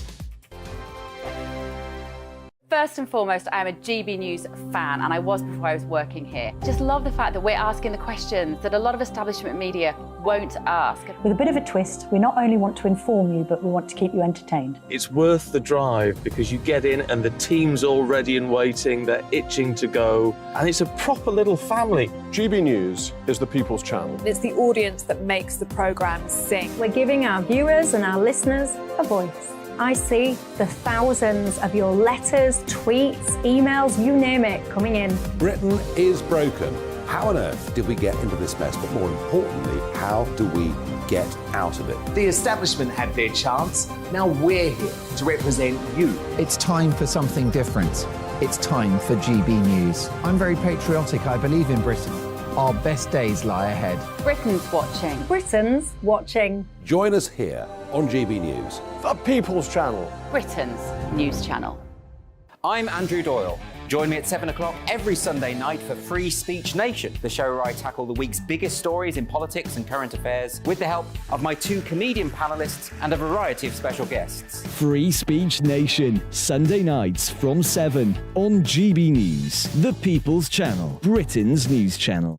Nightmare commute. Kick it up a gear with me, Patrick Christie's at Drive Time, 3 till 6 p.m, Monday to Friday on GB News Radio. You can listen online and on DAB+, on the smart speaker app and on the GB News app. And if you've got an Alexa, all you have to say is, Alexa, play GB News. We're also on TuneIn and the Radio Player apps. From the school run to rush hour, get revved up with me, Patrick Christys, on GB News and GB News Radio.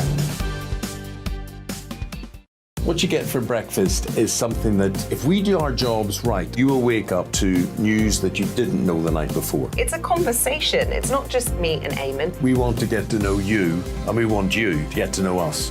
From 6, it's Breakfast with Eamon and Isabel. Monday to Thursdays on GB News, Britain's news channel.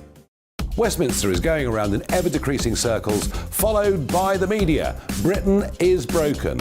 How on earth did we get into this mess? But more importantly, how do we get out of it? Join me at 7 p.m, Mondays to Thursdays on Farage, here on GB News. We will have open, rational debate. We've got to work out how Britain moves forward from this. Join us here on GB News, the People's Channel. Britain is watching. Every Sunday from 11, join Michael Portillo. There will be topical discussion, looking at the week before and the week to come. So kick back and relax at 11 a.m. on Sundays on GB News with me, Michael Portillo. GB News, the People's Channel, Britain's news channel.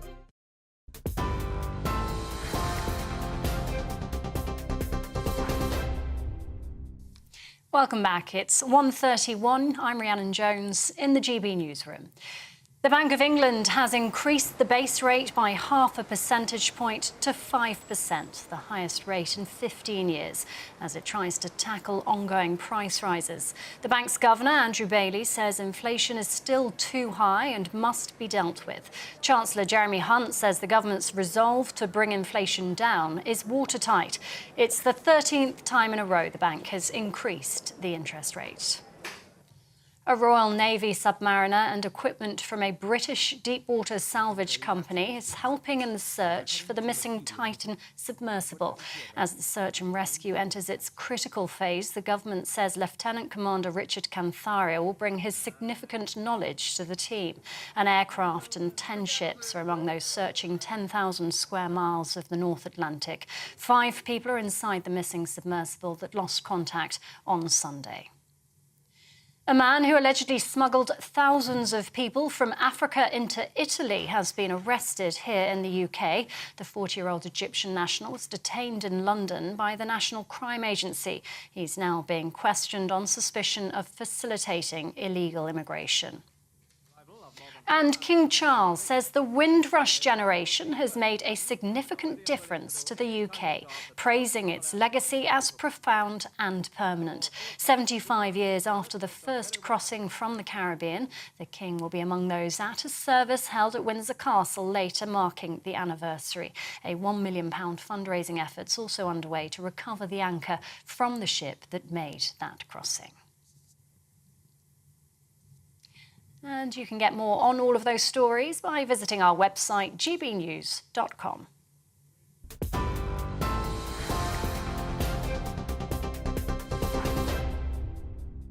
Direct Bullion sponsors the Finance Report on GB News for gold and silver investment.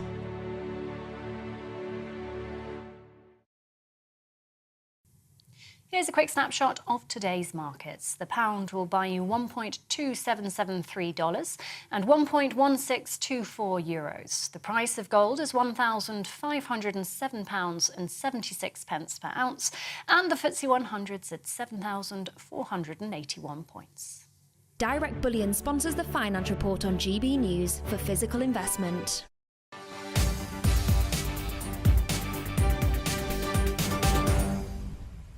Rhiannon, thanks very much indeed, and welcome back to GB News Live. Now, the oxygen levels on board the missing submersible Titan expected to have run out just over an hour ago at 12 noon, although, of course, the rescue coordination efforts saying they are continuing to search for the vessel. It may be they've been able to eke out their supplies.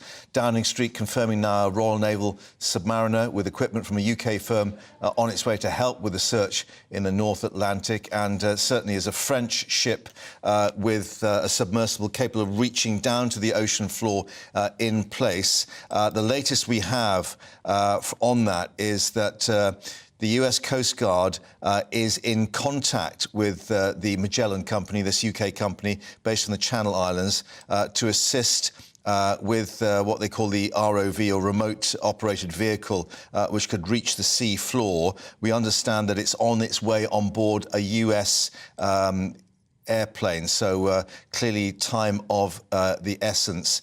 And the Rear Admiral in charge of the coordinated effort saying the equipment is from another vessel on the sea floor. We have 2 ROVs capable of operating, and both have camera capability and sonar capability, both with articulated arms capable of attaching equipment and a rescue line, or moving any obstructions that might be in the way. This is the equipment that we need, he said, but adding an incredibly complex effort. Well, let's speak now to historian and author Gareth Russell. He was offered to go on the same expedition, Ocean Gate expedition, about 2 years ago. He can join us now. And certainly, Gareth, you declined that offer because of your concerns. I did. I mean, didn't get so far into the conversation, Mark, where the security concerns about just how safe the submarine were had. I declined quite early on. I was asked to be the historian who would go down on one of the early trips and narrate for a documentary what we were seeing through the porthole of the submarine. My feeling was that the trip was incredibly long. It was in very confined quarters, and I personally thought it sounded like a pretty purgatorial experience, and I had to say to the team, I don't want to get into this. I didn't feel comfortable making that journey at all. So we're just seeing the pictures live of St John's in Newfoundland at the moment, where a lot of these vessels have set sail from to the wreck of the Titanic. Yes. Presumably it was this pull, if you like, of the Titanic itself, like many others, that is why you go down to the ocean floor. But basically what you're saying is it was just looking at that tiny tube and I guess what would be the feelings of claustrophobia inside.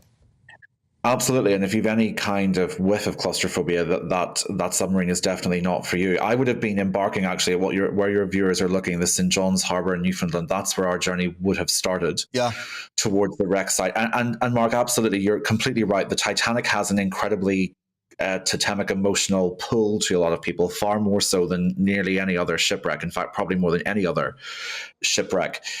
My concerns also were I was not convinced from a historian's perspective that there was any real benefit or justification in commercializing tourist trips down to the wreck site. It is, it isn't. Well, we're just seeing a picture now of Boston. We just lost you for a moment, Gareth, there. We've just got a picture too now of Boston, which is where the US Coast Guard is coordinating its efforts. The weather looking good. Indeed, the US Coast Guard saying that the conditions favourable. Bearing in mind what you've been saying, though, the indications are that, you're a long way from any kind of safety. I think the site of the Titanic is, 400 miles at least from Newfoundland? Yes, and once you get there, bear in mind these really heavy submarines that are being brought out, they take a long time to transport from Newfoundland or Boston or wherever, regardless of whether or not the conditions are favourable, Mark. And also, once you get there, the currents where the Titanic rests are quite strong. So the submarine could have been drifted off course if it went into freefall. It's also worth pointing out the ship is disintegrating, and there are marble bathroom fixtures, bathtubs, mechanical equipment that at any point could give way and potentially trap a team down there. So I think a lot of questions are going to have to be asked about, was turning this into a tourist opportunity ever really a particularly wise move, considering the extreme risks of the shipwreck itself, where it is, and the literal miles of ocean between you and the surface? Yeah, and with that, I mean, we've spoken to many who've had a direct family connection with Titanic. The growing feeling may be it is time to leave her alone and all those souls who perished on the liner as well, and not actually to treat it as a tourist attraction.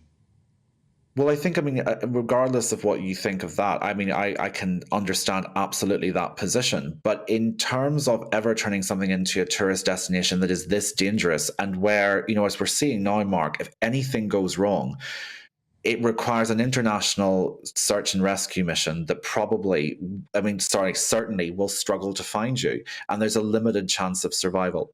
So I think those are big questions as well. And also repeated dives to the wreck are not doing it any favors in terms of its long-term survival. I can also say as a historian, there are still a few very minor questions we have about what happened on the night the Titanic sank. But in terms of all the big questions about the damage inflicted by the iceberg, where it happened, where it split, etc., they have all been answered by previous expeditions. We don't really need this number of dives going down to the Titanic from an archaeological perspective. They can't really be justified. And I guess on a personal level, you must be thinking about what is happening at the moment for all the other friends and family. We've had, obviously, reaction from Strathclyde University in terms of Suleiman, the 19-year-old, and hoping for the best. But one imagines that clearly people are trying to cling on to some kind of hope. But the reality is that, of course, those oxygen supplies may well have run out by now. Absolutely. I mean, you've hit the nail on the head. It is tragic and horrific in equal measure. And I have nothing but sympathy for the men trapped in the submarine. And I cannot imagine what their family and friends are going through. It's heartbreaking. And I think questions will certainly have to be answered in due course about what went wrong and why were these missions happening in the first place. But at the moment, of course, the focus should be on locating the Titan and also offering any hope and comfort to the family and friends of those who are trapped. Gareth, thank you very much indeed for joining us. And just to reiterate, the US Coast Guard is actually saying this is still a search and rescue operation that is continuing with aircraft flying overhead and 2 submersibles now on the ocean floor, still searching for the missing Titan. We'll update you, of course, as more comes through. Coming up, Chief Medical Officer Sir Chris Whitty giving evidence to the COVID-19 inquiry. What has he been telling them? We'll update you. Stay with us. Like all families, we have arguments every now and then, but actually we agree on what the mission of GB News is, and that's the most fundamentally important thing. GB News provides the kind of platform that lets all voices be heard. We don't hold back. We're free to say what we really think. Just because some people who live in a tiny little Westminster bubble think that their particular story is important, that's not the most important story for me. And often there will be difficult stories that you won't find on the establishment media. Because what people think in the north of England may be very different to what they're thinking in their home counties. We're going to carry on telling the world what life is really like for households up and down the UK. We love to be in your car, in your kitchen as you're having your breakfast. Whatever you're doing, you are part of the show. If it matters to you, it matters to us. Britain's watching. Britain's watching. Britain's watching. We're proud to be GB News, the People's Channel, Britain's news channel.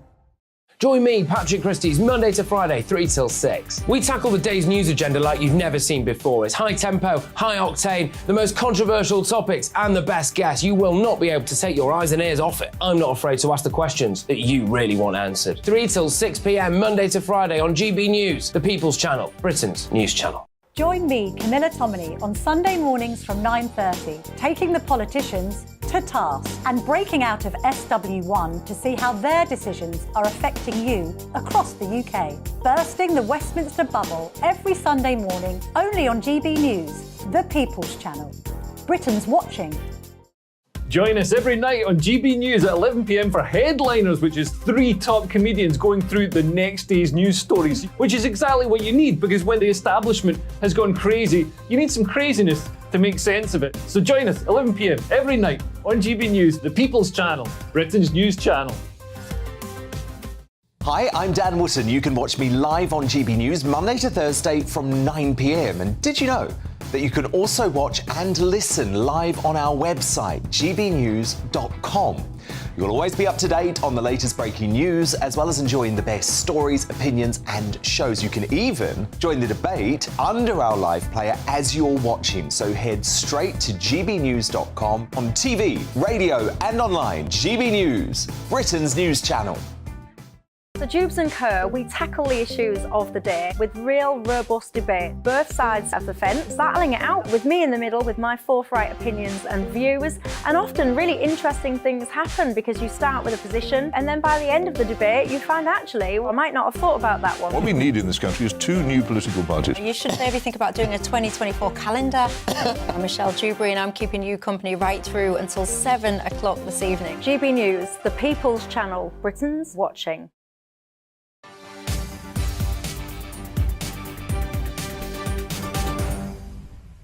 Welcome back to GB News Live with the Chief Medical Officer, Sir Chris Whitty. Remember him, of course, from the pandemic. There he is. Well, he's been giving evidence to the COVID-19 inquiry with the investigators trying to establish how ready the UK was for any pandemic. Also, former Chief Scientific Advisor Sir Patrick Vallance will be talking to that inquiry. Well, let's get more with our political reporter, Catherine Forster, who's outside that inquiry in West London. And Catherine, I guess these are the 2 people we trusted most, if you like, during the pandemic, updating us with all these news conferences we remember.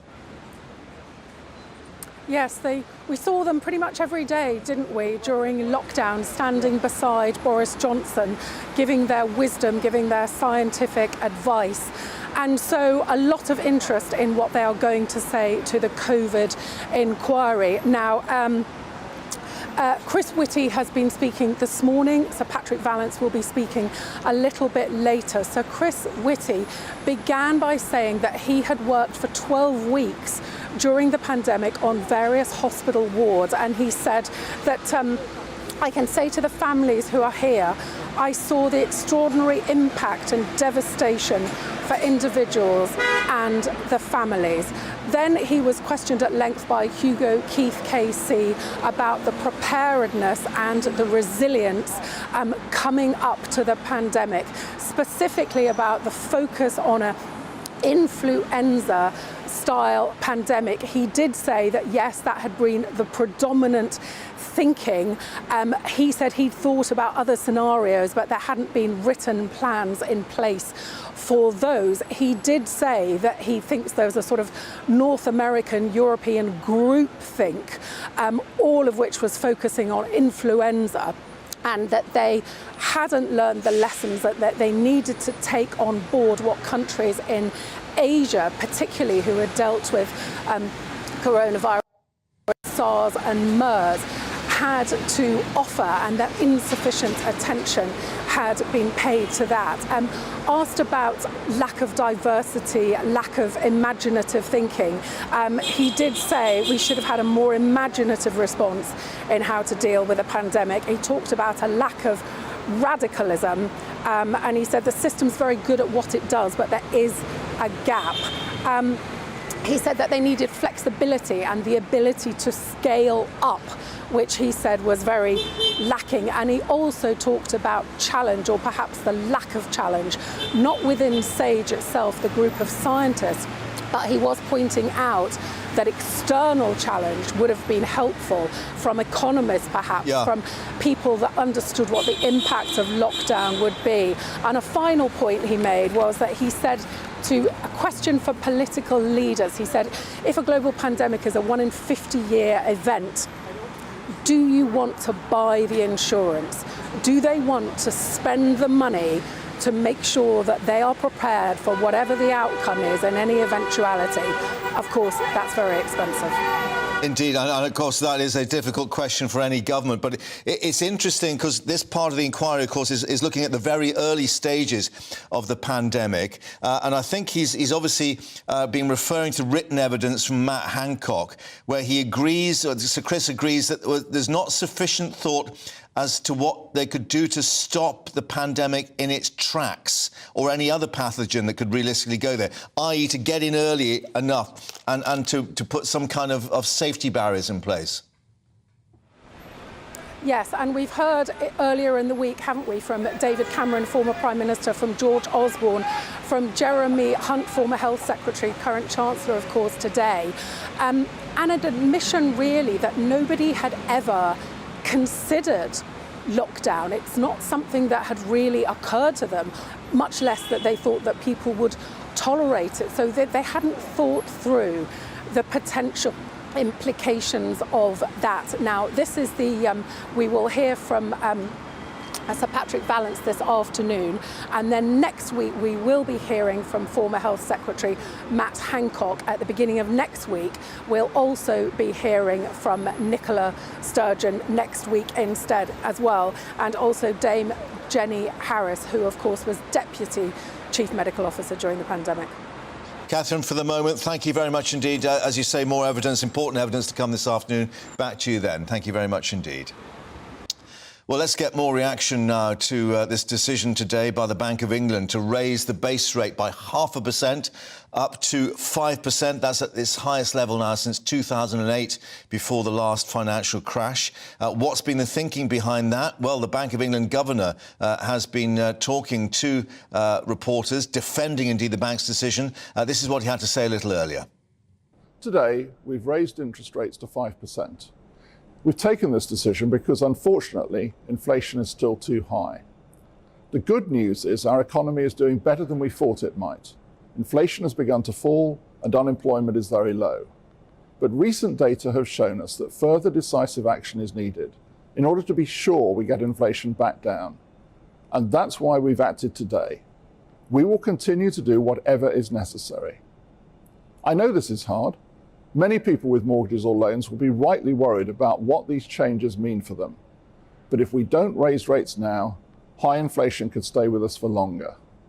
And inflation hits all of us, particularly those who can least afford it. Raising interest rates is the best way we have of getting inflation back down to the 2% target. Andrew Bailey there, in what appears to be the gloom of the Bank of England, perhaps for obvious reasons. Bit more reaction from what Rishi Sunak's been saying earlier, the Prime Minister. He's been talking at the what's called the Times CEO Chief Executive Officer Summit. He said the target, or the government's target, of halving inflation, hard but not impossible, he said. Clearly what's happened in the last couple of months makes that harder, the Prime Minister says.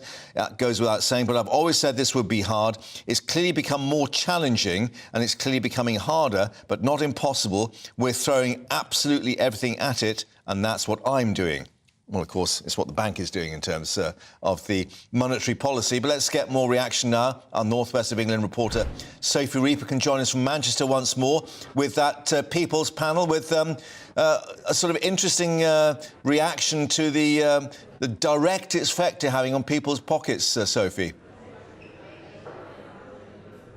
Indeed, Mark. Good afternoon to you once again, back with our lovely People's panel. Now, we've been having a really interesting discussion in the last 20 minutes or so, because all of my panellists today are parents. So we've been talking about the impacts that inflation and interest rates and the cost of living is having on parents. Obviously, you know, they have to worry about their children. So, Nicole, I'll come to you first.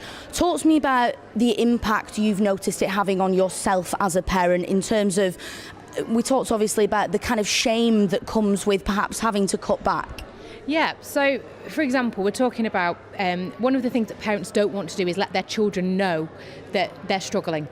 And if they're going to classes, whether it be dance classes, drama classes, karate classes, whatever it might be, these are things that our children are doing, and it's good for their mental health, it's good for their physical well-being, and what we don't want them to do is carry the burden that we have, that we are struggling financially. So what we do is we get into more debt to pay for these classes, because we don't want them to carry that shame. We don't want them to go through a bullying experience, or to be worried that actually can their parents afford to pay for meals and things like that. And when you go into places like Aldi, and you see that a 24 pack of toilet roll has gone from £5.50 to £7.50, which is a 33% increase, you can see that actually these figures that they're giving us, which are supposedly the inflation rates, is actually a load of rubbish, because the inflation rate that I'm seeing when I'm going into the supermarkets is not 8.9%. It's more like 20 to 25%, and that's a huge increase. Of course, Nicole mentioned there, I'll come to yourself next, Nicole mentioned there that the inflation rate we heard yesterday will be remaining at 8.9%. Rishi Sunak, our Prime Minister, has said that he intends to cut inflation in half by the end of this year. Do you think he's going to be able to achieve that? Well, he'd be able to achieve it, most definitely, but whether or not it'll happen is a completely different story, isn't it? They need to look at the cost of living and what we're doing and what we're paying for, and start capping profits on things like the gas, electric, water, essential items that we as families need to purchase, and then you can have that little bit of slush fund for the so-called luxuries for your children and for yourself as well, which help with your mental health and help with your everyday life. Why should people be choosing between fuel and food, let alone whether or not they can do luxury things like look after our mental health and look after the mental health and well-being of our children? It's ridiculous. They need to really think about all these businesses that are making profits off essential items and things that we need to live by, like your gas, your electric, your water, your rent, your mortgage. That people shouldn't be making profits off these and making a living out of well, they should be making a living out of it, but making huge profits is absolutely ridiculous. I'll come to yourself next, Hendrix. Of course, we said in the last hour that you both run a homelessness charity, so you see people every day who really can't afford these essentials. If we need to get to a point where they are able to do so, what would your answer be? I think, like Rishi said, putting that cap on profits would free up that, that we can actually start to close that gap. Because as it stands, you can make as much money as you want out of providing essential services to people that need it to live. So I think for me, in an ideal world, I would say the government needs to be in the higher earners, a lot more than they already are. And I think Andy Burnham's done amazingly for Greater Manchester in the fact that he's brought local buses and public transport back into local government, because the profits that these companies are making could solve the entirety of the inflation rises and could actually get people out of poverty and bridge the gap. Sorry to interrupt you. We've run out of time a little bit there. We'll come back to yourself in the next hour, John.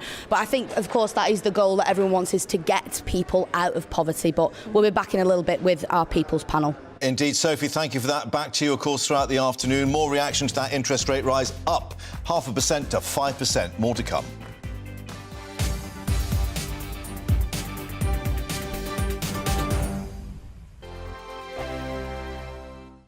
I joined GB News because I was sick and tired of not hearing my views being represented, not just mine, but so many people that I knew and spoke to. I just couldn't get my voice out there. I couldn't say anything. I couldn't do anything. Whatever the narrative was, I kind of had to follow it. GB News is there to provide a voice for those who have been ignored by the establishment media. We think different things, we've got a different style. GB News is here to be optimistic and positive about the future. It's real kind of dynamic and flowing, with the audience very much at the heart of it, like a big family. Here at GB News, we talk about the things that matter to you. Hearing the voices from right across our towns and cities, especially our towns. All sides of the argument represented with a heavy dose of opinion. We're on a mission here to make a difference. And the GB News family really is here for you, and whatever time of day you can watch or listen. Britain's watching. Britain's watching.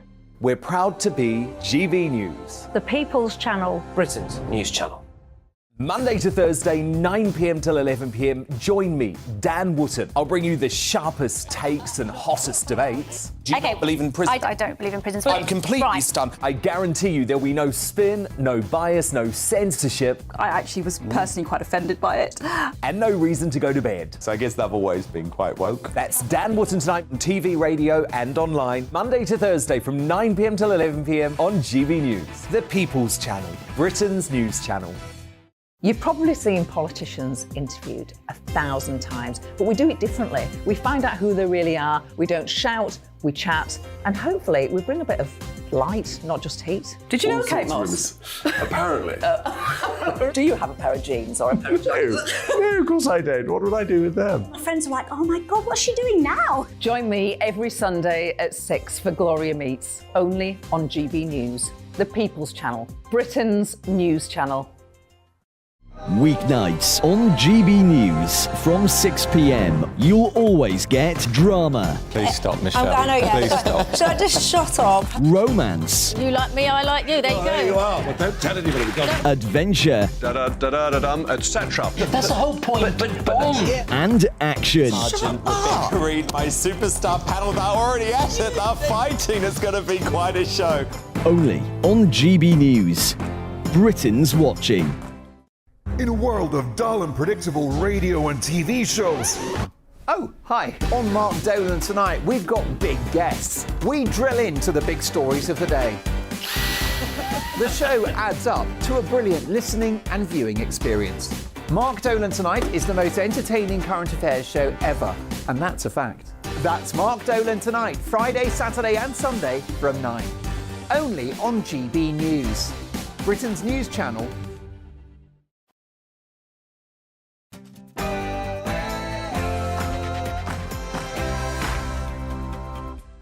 It's 2 o'clock. A very good afternoon. You're with GB News Live. I'm Mark Longhurst, and coming up this Thursday afternoon, we know this is hard. The Bank of England Governor Andrew Bailey's message to homeowners after a surprise 0.5% rise in the base rate. The cost now at 5%, the highest level for 15 years. The bank and the government insists it's the only way to tackle inflation. But critics warn the UK is facing a mortgage time bomb. 2-year fixed rates, on average above 6%, will be across the country asking if it's a price that we can afford. Downing Street confirming a Royal Naval submariner now helping the US Coast Guard in the search for the missing sub. Specialist equipment also being flown from the UK. We'll have the latest from what is still a search and rescue effort.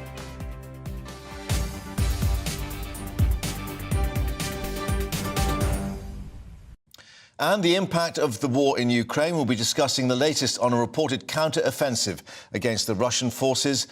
Is it successful or are they bogged down? All that to come. First, an update on the news headlines with Rhiannon.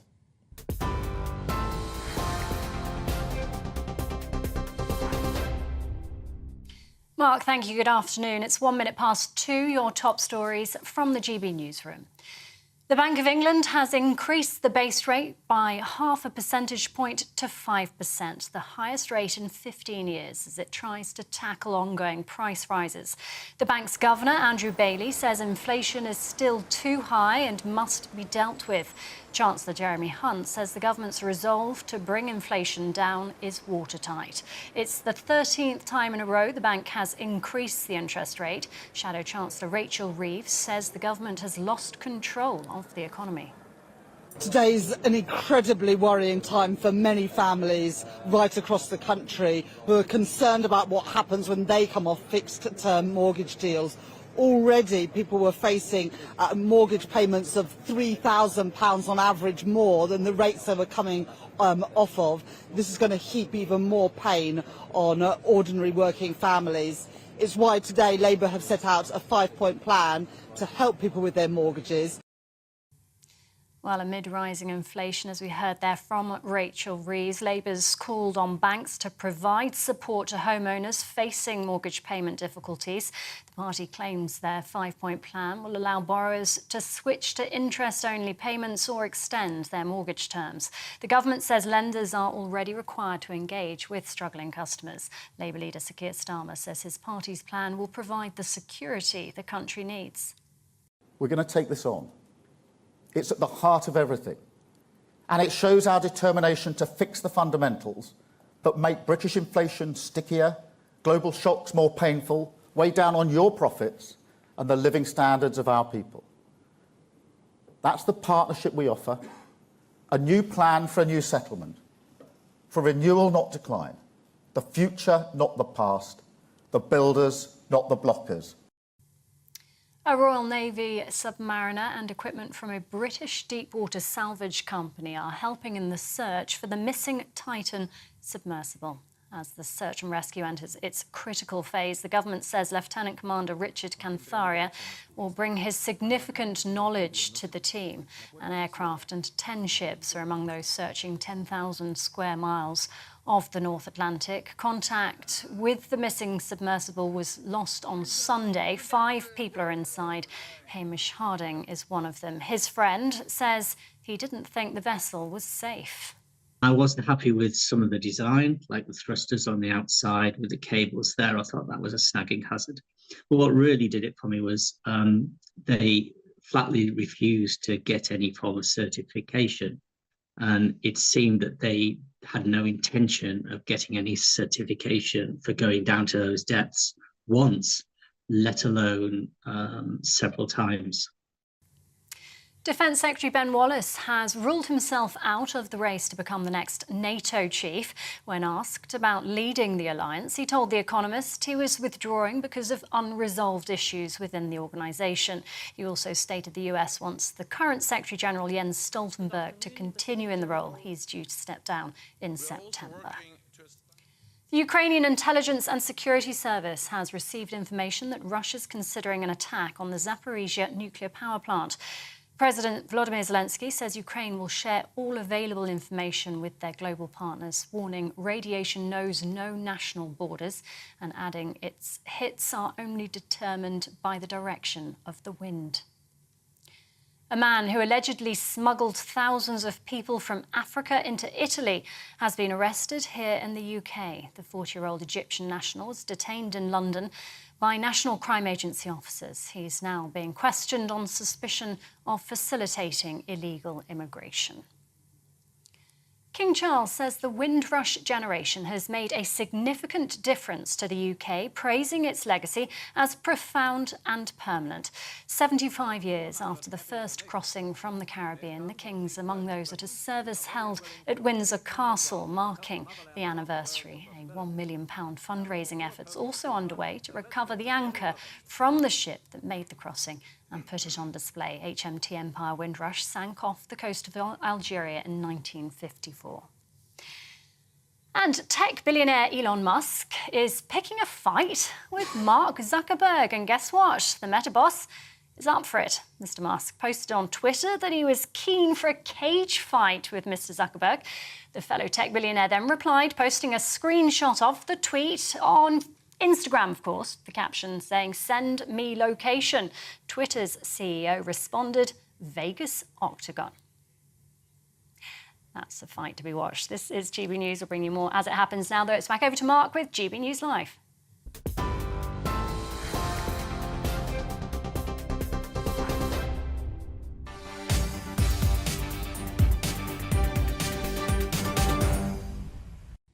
Rhiannon, thank you. Or maybe it ought to be Andrew Bailey and Rishi Sunak in the cage fighting. Who knows? Anyway, let's reflect on that news that the Bank of England has decided to raise the base rate by 0.5% to 5%, now at its highest level in 15 years, since before the financial crash back in 2008. The Prime Minister and Chancellor expressing their continued support for the bank and its governor, Andrew Bailey, significant in its own right. And, of course, that 0.5% rise sure to be unwelcome news for people struggling with the cost of living crisis, particularly those mortgage holders coming off the back of fixed-rate deals. But also a political fallout as well in terms of the Liberal Democrats, Ed Davey, saying that homeowners were being treated as collateral damage. Let's get more now with Jim Picker, our chief political editor at the Financial Times, who can join us from Westminster. And, Jim, this is an interesting element now. It's not just the economists, it's the politicians weighing in on this, trying to assess the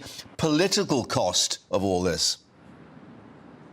Yeah, it's a crisis on many levels. It's a crisis for those of us with mortgages, especially those coming to the end of a fixed-rate mortgage and having to see a massive increase in monthly repayments. It's bad news for a lot of businesses if they have large amounts of debt. And it's bad news for the national finances because the amount of interest we're having to pay on debt that the government borrows every year, that's going to have to go up for a lot of that debt as well. And therefore we have a crisis for business, for households, and we of course have a political crisis as well because we have a government which is constantly saying they haven't got any silver bullet in their locker to deal with this, they have no particular plan to deal with it, other than they need to get inflation down, and that is why interest rates are going up. And they hope that if inflation can be contained, then at some point in the next year or two, or earlier if possible, interest rates can come back down again. But the problem they have, and the reason there was a 50 basis point rise in interest rates today from the Monetary Policy Committee of the Bank of England, is because the figures that came out yesterday on inflation showed that it's still stubbornly high at over 8%. And we've got Rishi Sunak. He's been speaking at this summit today. The government's going to remain steadfast in its course, stick to its plan to do that. Well, that plan is, of course, the Bank of England just ratcheting up things further. We've had the warning from Andrew Bailey that there may be more to come. When does the government decide that pain is not gain in terms of there's going to be a price to pay at the ballot box? So what a couple of advisors to the Chancellor have come out and said candidly yesterday is that, and one of them said this explicitly, that the only way to take this heat out the economy, to take the inflation out the economy, is basically to go into recession. Now, that's not something that you'll hear the Chancellor or the Prime Minister saying, because that is political kryptonite, but it's very interesting that someone advising the government is admitting that this is the only solution they have up their sleeves. Now, the Labour Party, Rachel Reeves, the Shadow Chancellor, has this inverted commas alternative plan where she says, a Labour government would basically compel banks to, be more kind of thoughtful about how they deal with consumers, so allowing them to switch to interest-only mortgages, allowing them to stretch repayment terms, maybe giving them holidays. But what Labour Party's not admitting is that the FCA, the government's basically financial regulator, is already telling banks that. So Labour don't really have an alternative policy either. They say that they would do a heavier windfall tax, which would somehow help raise some money to deal with the cost of living. But the government already has a windfall tax on the oil and gas industries. It's not that easy to see how much more money the Labour Party would raise from that if they were in power. So we have a political establishment here that is watching this coming down the tracks like a bulldozer. None of them really have an obvious solution to it right now. Yeah, I mean, it's interesting, Sir Keir Starmer, as you say, indicating that, this is tricky for the opposition, that there's no sort of easy answer. But we do have the Chancellor, Jeremy Hunt, talking to the banks and building societies tomorrow to try and find maybe some way out of it. I mean, the problem is he can't actually impose anything. It's got to be some kind of carrot rather than a stick. Yeah, I mean, they have, of course, thought about could they provide some kind of mortgage support for families, but there are multiple reasons why they won't go down that path. The first one is that they've already borrowed £400 billion to deal with the COVID crisis. They've already spent about £100 billion helping households and businesses with their energy bills because of energy prices going through the roof because of Russia's invasion of Ukraine about a year ago. So they feel they don't have any money left. They also think that if you hand out money just to people who've taken out mortgages, there is an issue with this being quite regressive because you're helping people who generally have financial assets at the expense of people who don't. And is there an element of moral hazard there as well, where you're basically helping people who took big bets on the housing market in recent years? Now, there's a very interesting political message here as well, which is that, of course, Labour don't have an obvious answer to this either, but who will the public blame for this? I suspect the public will very much blame the Conservative Party because they happen to be in power. And even though Conservative ministers will say that these rising inflation, rising interest rates are another consequence of Russia's invasion of Ukraine, and I have to say that is the primary reason why this is happening. Labour Party see a political opportunity. Just as 15 years ago, there was a global financial crisis. The Conservative parties blamed Gordon Brown, who was, of course, then the Labour Prime Minister, and said it was all his fault. Labour should have mended the roof when the sun was shining. And I think we will find politically the boot is very much on the other foot right now. Yeah, the blame game, however, does continue. Jim, as ever, thanks for updating us there at Westminster. More reaction, of course, to come. Indeed, let's bring more reaction from across the country and head back now to Hull to join our correspondent Will Hollis, who's there at a mortgage brokers, and also Jack Carson, who is in Birmingham to reflect on manufacturing industry, of course. But Will, first to you, has that mortgage time bomb exploded there in Hull?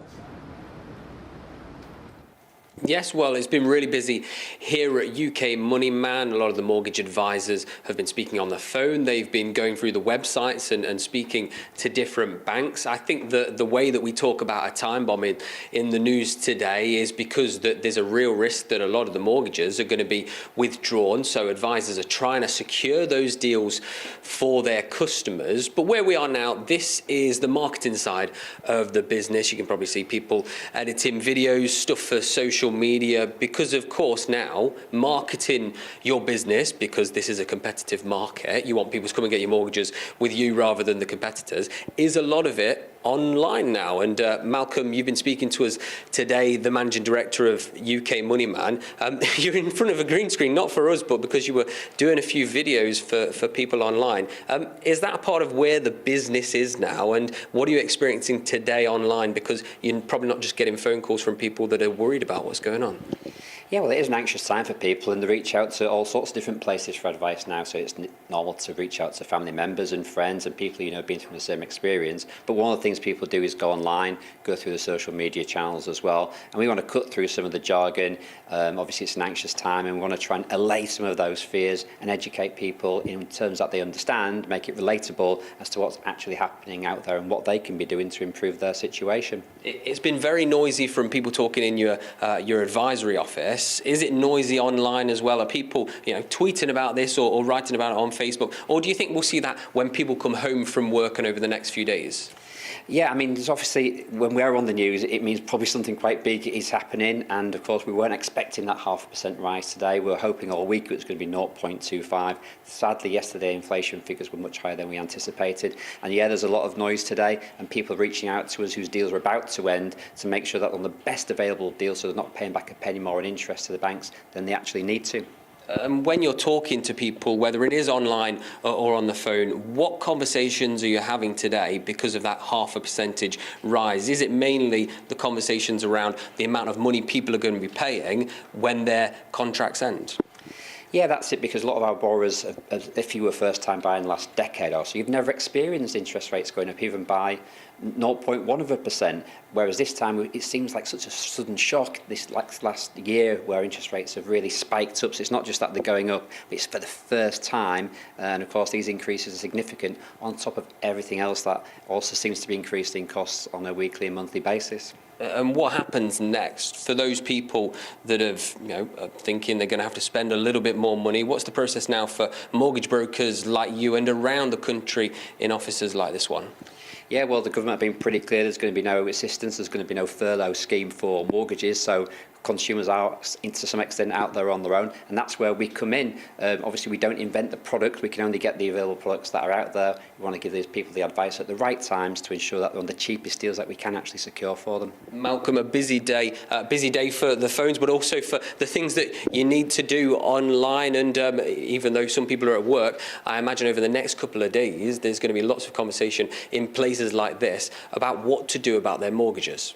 Indeed, expert advice needed, of course. Thank you for that, Will, in Hull. But let's head down to Birmingham, to that crucible of manufacturing industry, of course. Jack Carson for us in Birmingham, where the sun is shining once more, at least in terms of the weather. I'm not sure about the economic position, but interesting that we were hearing from Andrew Bailey, the Chancellor, in his letter to the bank's governor, rather, to the Chancellor, saying some firms beginning to increase profit margins, the continued pass-through of cost to the consumer may be indicative of rebuilding of profit margins, i.e. inflation might be because of firms pushing up prices. Of course, you were at one of these firms yesterday to get the view of manufacturing industry.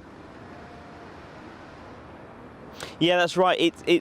There was concern from the business yesterday. I was at Clevedon Fasteners down in Sutton Coalfield, because it's all about striking a balance for them. And of course, many of these businesses, many manufacturers across the Midlands particularly, would have taken out those COVID recovery loans to try and bounce back from the pandemic. Of course, when they took those out, the interest rate was at 0.1%. Now, of course, we know the stark difference as the Bank of England raised the rate to 5% today. But yes, you're right. Andrew Bailey did say that there was concern about some firms increasing their profit margins. Jeremy Hunt, in reply to that letter, said that he notes the continued pass-through of costs to consumer prices, and that it well may be indicative of rebuilding profit margins, but he says the government is focusing on measures to help tackle the increasing costs in the food sector, and they will continue to engage with the food supply chain on potential measures to ease those increases to consumers. But of course, we heard yesterday the stark difference in prices and how it is about striking a balance. £5,000 that business I was at yesterday was paying for energy. They're now paying £16,000. They've cut production down to 4 days a week instead of 5 just because they can't afford the energy costs. Of course, now with this interest rate and them having to pay back that COVID recovery loan, there might well have to be more cuts for that business. So it's not necessarily all manufacturing across the country, but you're right, some of the bigger businesses especially are trying to rebuild those profit margins. But here in Birmingham, in the second city, it's not just about those businesses, it's also about the students here. There's a lot of renters, a big rental sector here. There's 2 universities just in the city centre. It's a very competitive rental market, and we know competitiveness can often drive up prices. But of course, with mortgages, particularly buy-to-let mortgages, as landlords come to possibly renew their mortgages on if they're coming to the end of that fixed term loan, students at the minute are going to be looking for new homes for next year to live in and rent for the next studying year.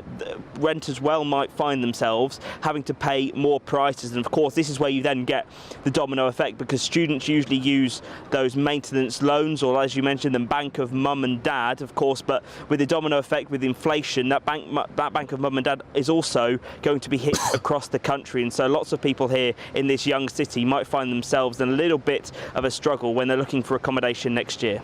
Indeed, Jack. If Bank of Mum and Dad goes bust, we've really had it, haven't we? But for the moment, in Birmingham and in Hull, thanks to our team, we'll keep you updated across with reaction across the country. Coming up here on GB News Live 2, we'll keep you updated on the continuing search for the missing sub, the Titan, which is still a search and rescue operation, according to the US Coast Guard. That's the scene there at St John's Harbour in Newfoundland, where more ships are set sail with submersibles and cables on board. We're being told by the Coast Guard that they are still continuing with the operation, still hopeful. Meanwhile, confirmation that we have one of those missing on board, the 19-year-old Suleiman Dawood, who's a student at Strathclyde University, and they are saying that their thoughts are with him and his family. We'll have all the latest for you shortly. Stay with us. First and foremost, I'm a GB News fan, and I was before I was working here. Just love the fact that we're asking the questions that a lot of establishment media won't ask. With a bit of a twist, we not only want to inform you, but we want to keep you entertained. It's worth the drive because you get in and the team's all ready and waiting, they're itching to go, and it's a proper little family. GB News is the people's channel. It's the audience that makes the programme sing. We're giving our viewers and our listeners a voice. I see the thousands of your letters, tweets, emails, you name it, coming in. Britain is broken. How on earth did we get into this mess? But more importantly, how do we get out of it? The establishment had their chance. Now we're here to represent you. It's time for something different. It's time for GB News. I'm very patriotic. I believe in Britain. Our best days lie ahead. Britain's watching. Britain's watching. Join us here on GB News. The people's channel. Britain's news channel. I'm Andrew Doyle. Join me at 7 o'clock every Sunday night for Free Speech Nation, the show where I tackle the week's biggest stories in politics and current affairs with the help of my 2 comedian panellists and a variety of special guests. Free Speech Nation, Sunday nights from 7 on GB News, the People's Channel, Britain's news channel. Nightmare commute. Kick it up a gear with me, Patrick Christie's, at drive time, 3 till 6 p.m, Monday to Friday on GB News Radio.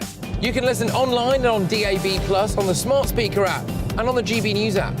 And if you've got an Alexa, all you have to say is, Alexa, play GB News. We're also on TuneIn and the Radio Player apps. From the school run to rush hour, get revved up with me, Patrick Christie's, on GB News and GB News Radio. What you get for breakfast is something that, if we do our jobs right, you will wake up to news that you didn't know the night before. It's a conversation. It's not just me and Eamon. We want to get to know you, and we want you to get to know us. From 6, it's Breakfast with Eamon and Isabel. Monday to Thursdays on GB News, Britain's news channel. Westminster is going around in ever-decreasing circles, followed by the media. Britain is broken. How on earth did we get into this mess? But more importantly, how do we get out of it. Join me at 7 p.m, Mondays to Thursdays on Farage, here on GB News. We will have open, rational debate. We've got to work out how Britain moves forward from this. Join us here on GB News, the People's Channel. Britain is watching. Every Sunday from 11, join Michael Portillo. There will be topical discussion, looking at the week before and the week to come. So kick back and relax at 11 a.m. on Sundays on GB News with me, Michael Portillo. GB News, the People's Channel, Britain's news channel.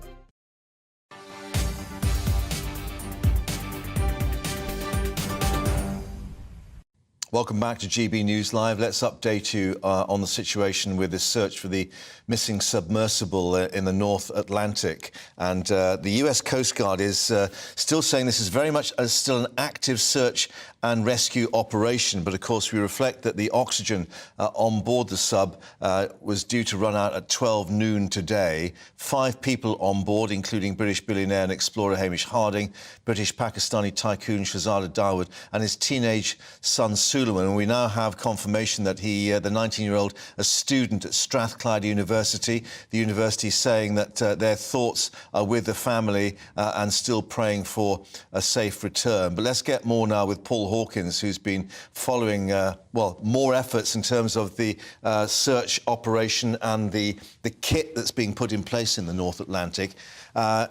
It's a desperate operation now with these hours ticking by, but they've got quite a lot of submersible kit in place, which is quite important. Yeah, and most notably that Victor 6000 state-of-the-art French remotely operated vehicle that they've now deployed to the ocean. In fact, it went in the water at 12:30 our time, so it's been in the water almost 2 hours, so you would have thought by now it will be somewhere near the bottom. Right, because it's about two and a half hours to get to the sea floor at 3,000 Correct, and this can reach that depth. Right. And crucially, it's state-of-the-art in terms of visual sensors, sound sensors, and those robotic arms. I'm told it takes a crew of 25, not inside it, of course, it's not manned, but 25 people at the surface, connected by a cable to this Victor 6000, and they will be searching in the Merc. Right, and this is the French ship Atalanta, I think, is Atalanta, yeah, that's on site now. And the key being, if, as some... Well, we're just going to break away, actually, because the Prime Minister is just about to speak at a conference in reaction, giving his reaction to the interest rate decision. This is the Prime Minister. That IKEA has chosen this town to build its latest distribution centre is absolutely fantastic for the local area. Something like 400 new jobs have been created as a result of that decision. It's a massive vote of confidence from IKEA in Dartford. And in many ways, that's very indicative of the confidence that business now has in this country and in the future of this country. So I'm really, really pleased with that as well. I'm absolutely delighted that the Prime Minister is coming here today to answer some of the questions that I think some of you may have, and also speak to our friends from the media as well a little bit later.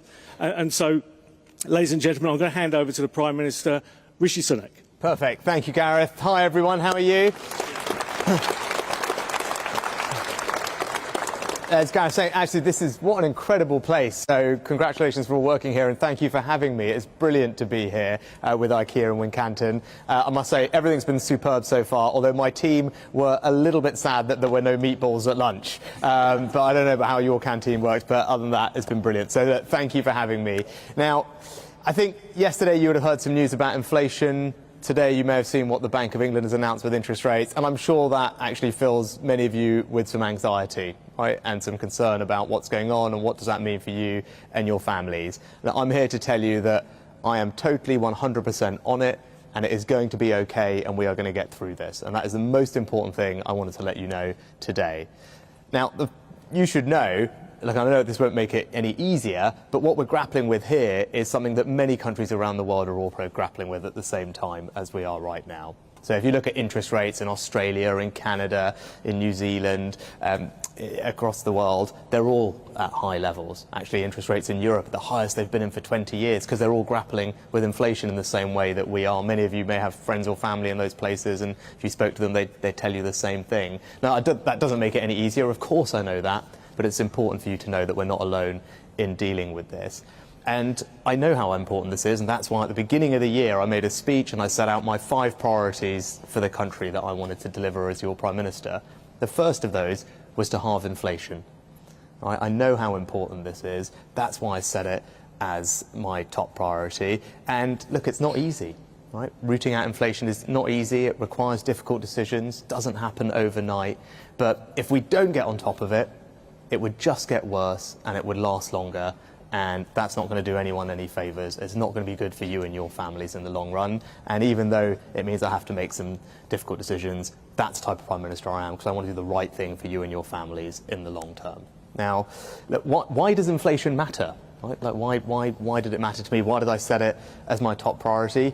It's pretty simple. It's because inflation eats into the pounds in your pocket. It's as simple as that. Makes everybody poorer. It means prices go up. It means your savings get eroded. It puts jobs and livelihoods at risk. And that's why it's so important that we target it and get it down. That's why I said I wanted to halve it on its way to getting it back down to 2% where it belongs. And I am absolutely confident that if we hold our nerve and stick to our plan, we will do that. Right? And you should feel the same confidence that I do, because we are going to get through this and we're going to get this done. Now, why do I feel confident? What is that plan I'm talking about? Well, 3 parts to it. The first is I've got to make sure government is doing everything that it needs to do, and that means being responsible with our borrowing. Right? Because we cannot, in a situation like this, borrow too much money, because that makes everything worse. So that means, much as I would love to, I'd love to cut your taxes tomorrow. Right? You'd love that, I'd love that. Of course I would. Right? That's hard to do, because that means I have to borrow more money to do it. Right? Another thing is, I can't say yes to every single thing that people want me to spend more money on. Right? Because that would mean we'd have to borrow money to do all of that. And that means I have to make some difficult choices. I have to prioritise, same as all of you do in your household budgets. I have to do the same thing too.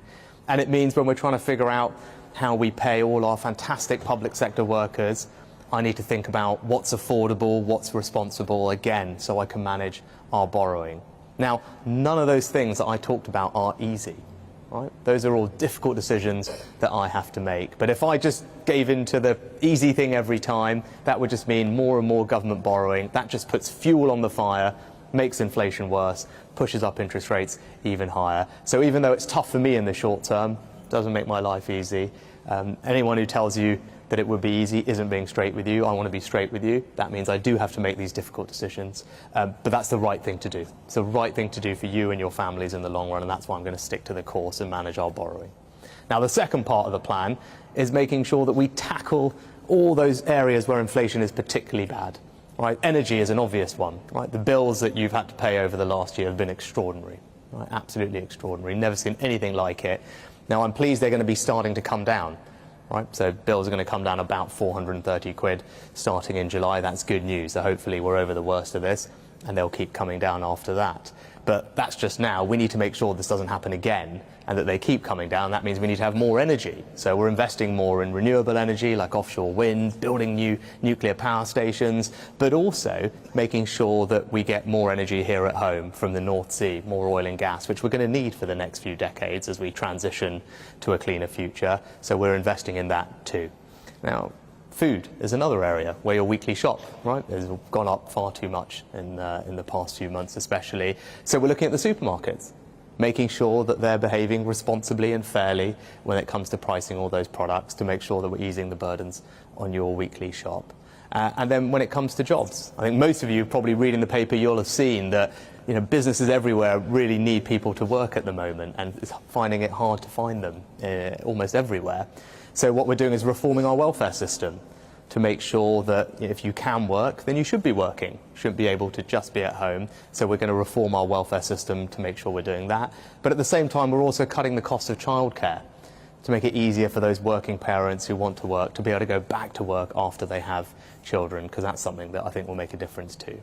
So that's the kind of second part of the plan, just going after all those specific things. Then the third part of the plan is helping those who most need help through the worst of this. Now, how have we done that? Well, most importantly, we've helped with your energy bills. You might not know this, but we actually made a decision, I made a decision when I was your Chancellor, to tax the kind of excess profits that the energy companies are making because of the war in Ukraine, then use that money to help pay all your energy bills. And so that support is worth about half of your typical family's energy bill. It's worth about £1,500 of support. That is what the government has done over the past several months. So that's the scale of what we've done. It's enormous. It's like the furlough scheme, quite frankly, in its size. But that is, now I know it's bad, and you're still looking at these bills saying, oh my gosh, these are massive bills. But that's after we've taken about 1,500 quid off them. So that gives you a sense of how much we've tried to help on energy. But it's not just on energy. We're also providing extra help for people who really need a bit of extra help. So those on the lowest incomes, the national living wage has gone up. Hopefully many of your wages have gone up like the national living wage over the last year, because we want to make sure those on the lowest incomes see that benefit. Pensioners, whether it's your parents, your grandparents, their state pension has gone up several £100s this year to help them. And anyone who's on universal credit, they're also getting an extra £900 this year of support. So those who need a little bit of extra help are really getting that help from the government. And at the same time, the things that you guys do a lot, which is travel, we're trying to help there. So we've cut fuel duty, which will save you about 100 quid this year for those of you that drive. Also bus fares. We've capped bus fares at £2 outside of London just to help people as they're getting around. So look, all those things, and we can talk later about the other things we're doing, hopefully will just ease the burden as we get through the worst of this inflation challenge. But in conclusion, I'll kind of end where I started, really, is that this is obviously a challenge. It's a challenge that many countries are facing right now, but we are on it. We are on it, and we are going to get through it. Now, that's not easy, as I said, and anyone tells you that it's easy or it can happen overnight, they're not being straight with you, right? And I want to be honest with you, these things are tough. They require difficult decisions, but that's what you should get from your government, that's what you should get from your Prime Minister, and that's what I'm going to do. I'm going to tell it to you straight, and I'm going to do the things that we need to do to bring inflation down. And, I'm confident that we're going to do that. And the reason that we can feel better about the future is because once we get it down, that is the foundation on which we can build a better economy, right? That's how we'll create more jobs and be able to pay people more, invest more in public services, right? All those good things that we want are built on the foundation of getting inflation back down. And ultimately, that's what I want. I want to build a better country for you, your children, your grandchildren, and tackling inflation is the first thing we need to do to build that better future. So look, thanks very much for having me. It's great to be here, and I'm open to any and all questions before we get to the media. So who wants to kick off? Yes. I heard you saying that you want to have the inflation. So my question is, what are the economic strategies and policies that you have in place which can effectively achieve that objective? So it's how do we bring inflation down? Well, the first and foremost way we do that is through interest rates. And that's one of the reasons the Bank of England today put up interest rates. And that's the way that all countries tackle inflation. It's called monetary policy when the Bank of England put up interest rates or bring down interest rates. And they've put up interest rates a lot here, as they have in many other countries, because we all need to tackle inflation. Now, the second thing we need to do is the government bit that I was talking about, is not borrowing too much. Because if I was doing lots of things right now that meant that the government was going to borrow tons more money, you should look at that and say, well, that's not a very sensible economic policy. Right? And any time you hear from a politician or anyone else something that means the government will be borrowing more money, that should set off an alarm bell in your heads and say, hang on, inflation's really high, interest rates are already going up.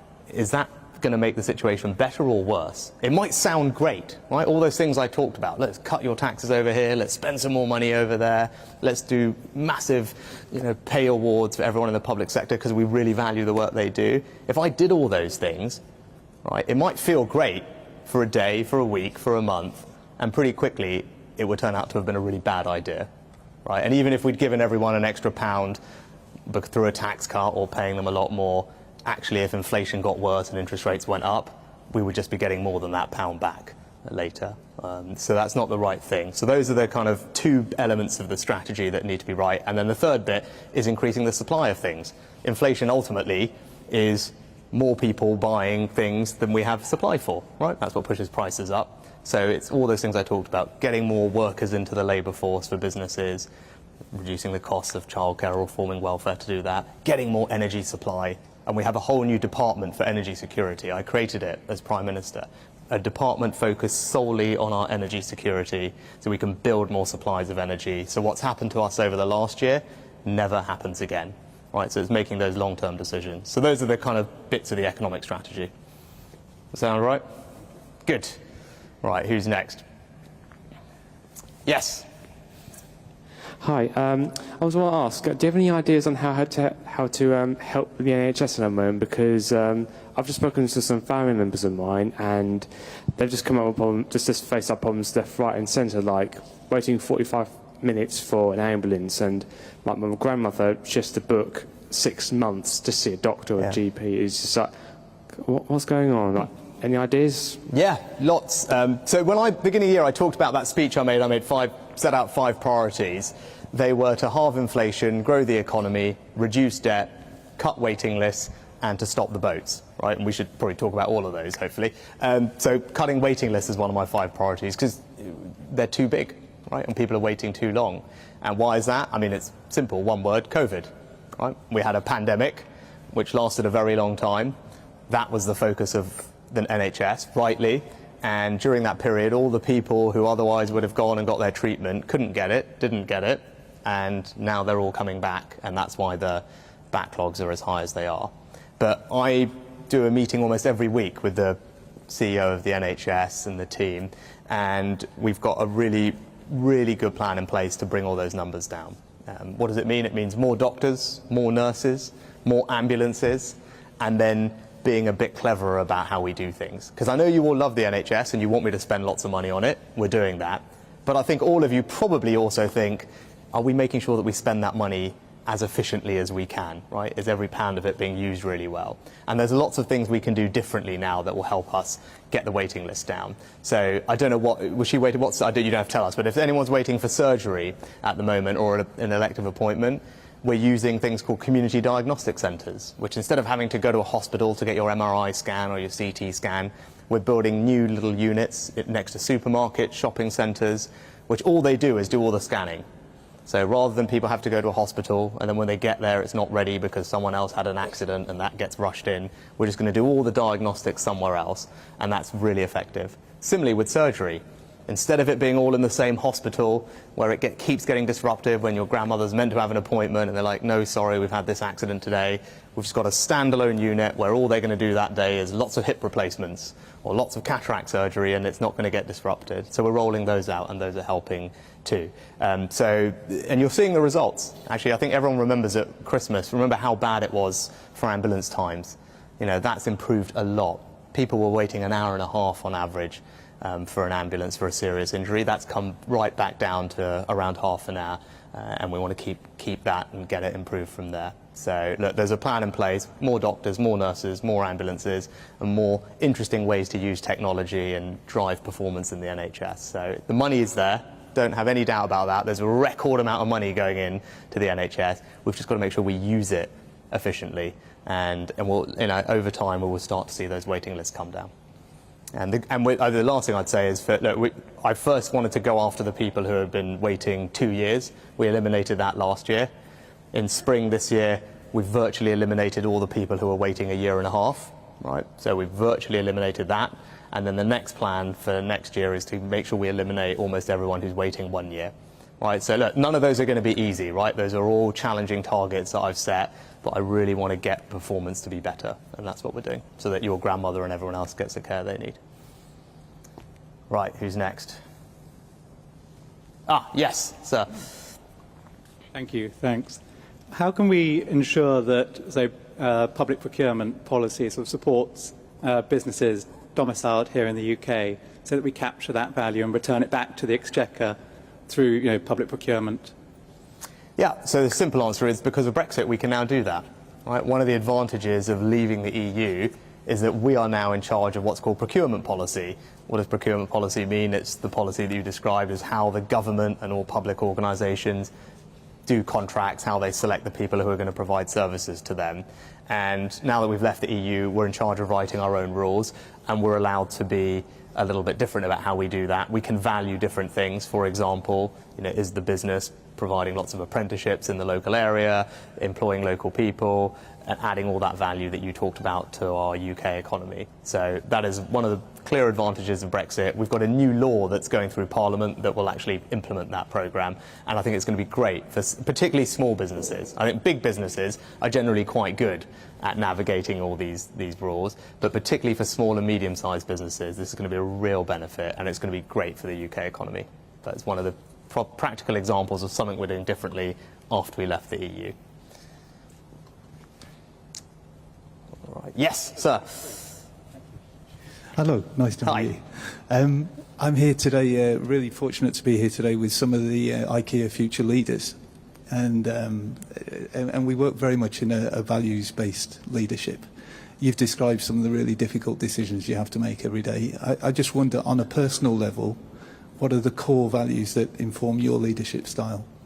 Right, where are they here? Where are these young? Are they scattered? Hands up in the air. Who are you? Right, here they all are. Brilliant. So are they on a leadership training program? Ah, great. Well, you guys tell me actually. What do you guys think is important? I think it's important that we lead with the IKEA cultures and values in mind, that we maintain integrity, we create a trusting environment, we treat people respectfully. So it's about looking after each other. They're the important things about leading, and communicating the why is so important as well.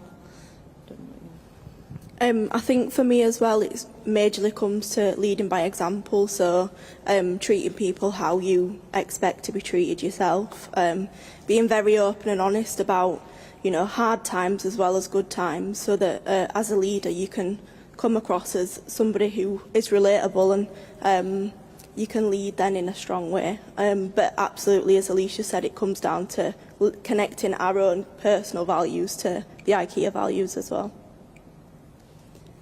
Yeah, I think for me togetherness is really, really important, and showing that actually across our company we all are going after the same thing, and the same core values are important to all of us. I think championing this movement with sustainability and showcasing the right way forward with that, and then making sure that it's communicated across all levels and it's not something exclusive. Yeah. No, you know what? A lot of what you said I try and do as well, actually, which and all of you picked on a similar theme, which is about being honest, good times and bad, integrity, and trying to do things together. I think for political leadership that's really important, because I think all of you need to have trust in your politicians, and that comes from a couple of things. I think it comes from me being honest with you in good times and in bad about what we're facing, what it's going to take to fix it, not promising, you know, solutions that I know are not going to work just because they sound good or make my life easier, right? That's not acting with integrity, that's not being honest with people, and I think people can see through that. So, like I always try, as I'm doing now, you know, as we were talking about the economy and inflation, not sugarcoating that this is tough and it's hard, but we're going to get through it, and that's going to mean we need to take some difficult decisions sometimes. So I think that's an important part of building that trust. And then the second thing is delivering on the things that you say, which again, kind of you guys touched on. And I think lots of politics in the past has been people promise a lot of things, and you know then it never actually happens. You know, I want to restore people's trust in politics by not just being honest about what we're doing and how we're doing it, but then actually delivering on the things that I say. Right. So I'm not going to promise the earth. Right. I'm not going to promise I can fix every single problem, but I say, look, here are my 5 priorities. I've set them out really clearly, and you guys should be able to hold me to account. Right. In 6 months, 9 months, a year and a half, you can kind of say, are you making progress on the things that you said you were going to make progress on? Are those the right things for the country and for my family? And then you can make a judgment about how I'm doing, right? But it's got to be about delivery, not just about talking. It's got to be actually doing things. You know, your grandmother needs to get her appointment, and someone else's grandmother, when something happens to them, that the ambulance comes on time, like these things need to feel like they're getting better, not worse, right? And that's what I'm about doing, and that's how you restore trust in politics. So this is Rishi Sunak, the Prime Minister, speaking to a group of workers and we heard that sort of leadership group as well at IKEA, this IKEA unit at Dartford in Kent, still taking questions, but of course many people wanting to know which way the economy is going. The Prime Minister saying we're totally 100% on it and we are going to get through it. It's not easy, difficult conditions, but if we don't do this, it'll get worse, and we hold our nerve and stick to our plan. Mind you, not many sort of cheery faces there we can see in terms of the workers. Our business and economics editor, Liam Halligan, who's been at the bank for us today, joining us once more in the studio. It's the sort of, is it the pain is gain mantra that they seem to be going with all the time? It's interesting, isn't it? Rishi Sunak's really putting himself out there, trying to show the people at this difficult time that he's available and talking to them, trying to keep a sort of upbeat demeanour. But for many mortgage holders, this will be a worrying time. You know, every month, Mark, around 150,000 people are coming off those fixed rate deals that they agreed with their lender in the last 5, 3 or 2 years. And they're the ones who face a big increase in their mortgage payments, 2 or 3 million of them before the next general election. And the mortgage time bomb, and they could be pivotal because their mortgage rates are going from 1, 2 or 3%, which they fixed, to 5, 6, 7 or even 8%. The Bank of England did just raise interest rates by 50 basis points to 5%. The markets think that Bank of England interest rates are going to go all the way to 6% and stay there for a period of time. So that means we really are in a different world now, and there will be concern out there. And of course, not just the mortgage holders, but for companies like IKEA and smaller companies particularly who might be leveraged and have taken out loans and so on, it's going to hit them. And as you've been reflecting, the money market's reacting as well in terms of what the government has to pay on its borrowing. We need to decipher this a little bit, don't we? The money markets are where the government borrows money. We call it the gilt market. The government can borrow money for 2 years, for 5 years, for 10 years and so on. The 2-year gilt yield is the one that really reflects where the economy's going. And there's been a battle going on in that market since this surprise decision by the Bank of England to raise interest rates to 5%. The amount of money that investors demand from the government, the so-called yield for that 2-year loans to the government, that interest rate has been bobbing around like crazy because, on the one hand, this increase in interest rates may show that the Bank of England is getting its arms around inflation, which means investors demand less money off the government to lend. On the other hand, the interest rate medicine might be so strong it's going to tip the UK economy into recession, which means the government will need to borrow more money for benefits, get less money in tax revenue, which means it has to then borrow more. So investors demand higher yields. And the markets can't work out what's going to happen. There really is a kind of tussle going on in terms of ideas, incentives about where the future of the British economy is going. And you know, is the bank overreacting or even panicking in terms of what it's done? Just to sort of try and balance that a bit, however, we did have Andrew Bailey, the governor, saying, look, we do think it's going to come down. And when it comes down, it's going to be pretty rapidly. And the same sort of message here from Rishi Sunak, you know, hold our nerve. But we've been told this month after month, and it's not happening. And there's going to be a political price maybe to pay for that. I think there will be a political price to pay. A lot of Tories have been hoping this is sort of, you know, like back in 1992 when Labour were well ahead in the opinion polls, Neil Kinnock, but then John Major came through in the last year to win a general election. But a lot of Tories now think, oh, maybe it's going to be 1997 where they got absolutely walloped by Tony Blair's Labour Party. Could the same happen? Landslide, Could the same happen with Keir Starmer? Look, I do think interest rates and inflation, when they start to come down, will come down quite rapidly. There's an emergency summit at Downing Street tomorrow where the Chancellor's going to meet various mortgage lenders, banks and building societies. Crucially, that was arranged before this it's not a reaction to It's not a reaction to this interest rate decision, but it is still quite dramatic. I do think lenders are going to extend mortgage loans. They're going to offer payment holidays, and also I think they'll be shifting people where necessary from repayment mortgages to interest-only mortgages to try and keep that increase in those monthly mortgage repayments down. That's something about it. Liam, thank you for that. I know you've got a train to catch. You can get on your way because we're going to actually get some reaction now from our People's Panel up in Manchester on what they've heard from the Prime Minister. Sophie is there for us. Thumbs up or thumbs down, Sophie? I don't like to speak for other people, Mark, but I would imagine it's a thumbs down. We'll get some reaction, we've just heard Rishi Sunak, of course. Right at the beginning, he talked about inflation being his top priority. He'd obviously said that one of his key 5 goals was to halve that by the end of this year. John, what do you make of that? Do you think it's possible? Well, we hope it's possible because this inflation is going to drive everything, all the prices up, it's going to drive more unemployment, it's going to drive everything the wrong way. And we need help up here in the north, don't we? We need more jobs, we need more people, we need more education. So the inflation, hopefully, Rishi, please, can you do it? That, of course, is the big question that we all want the answer to. He talks there about we need help in the north. Levelling up is a crucial issue that is often talked about up here. Rishi, Talk to me about levelling up in the north. You work with people every day in the north. What kind of impact are you seeing? It's a difficult question. It is a difficult question because we just see the impact all around us. So where to start, really? We definitely need to, again, look at more jobs, affordable housing. We've got buildings going up all the time in Manchester, and yet none of it is affordable for Manchester people. We're being pushed out of Manchester and going into other areas.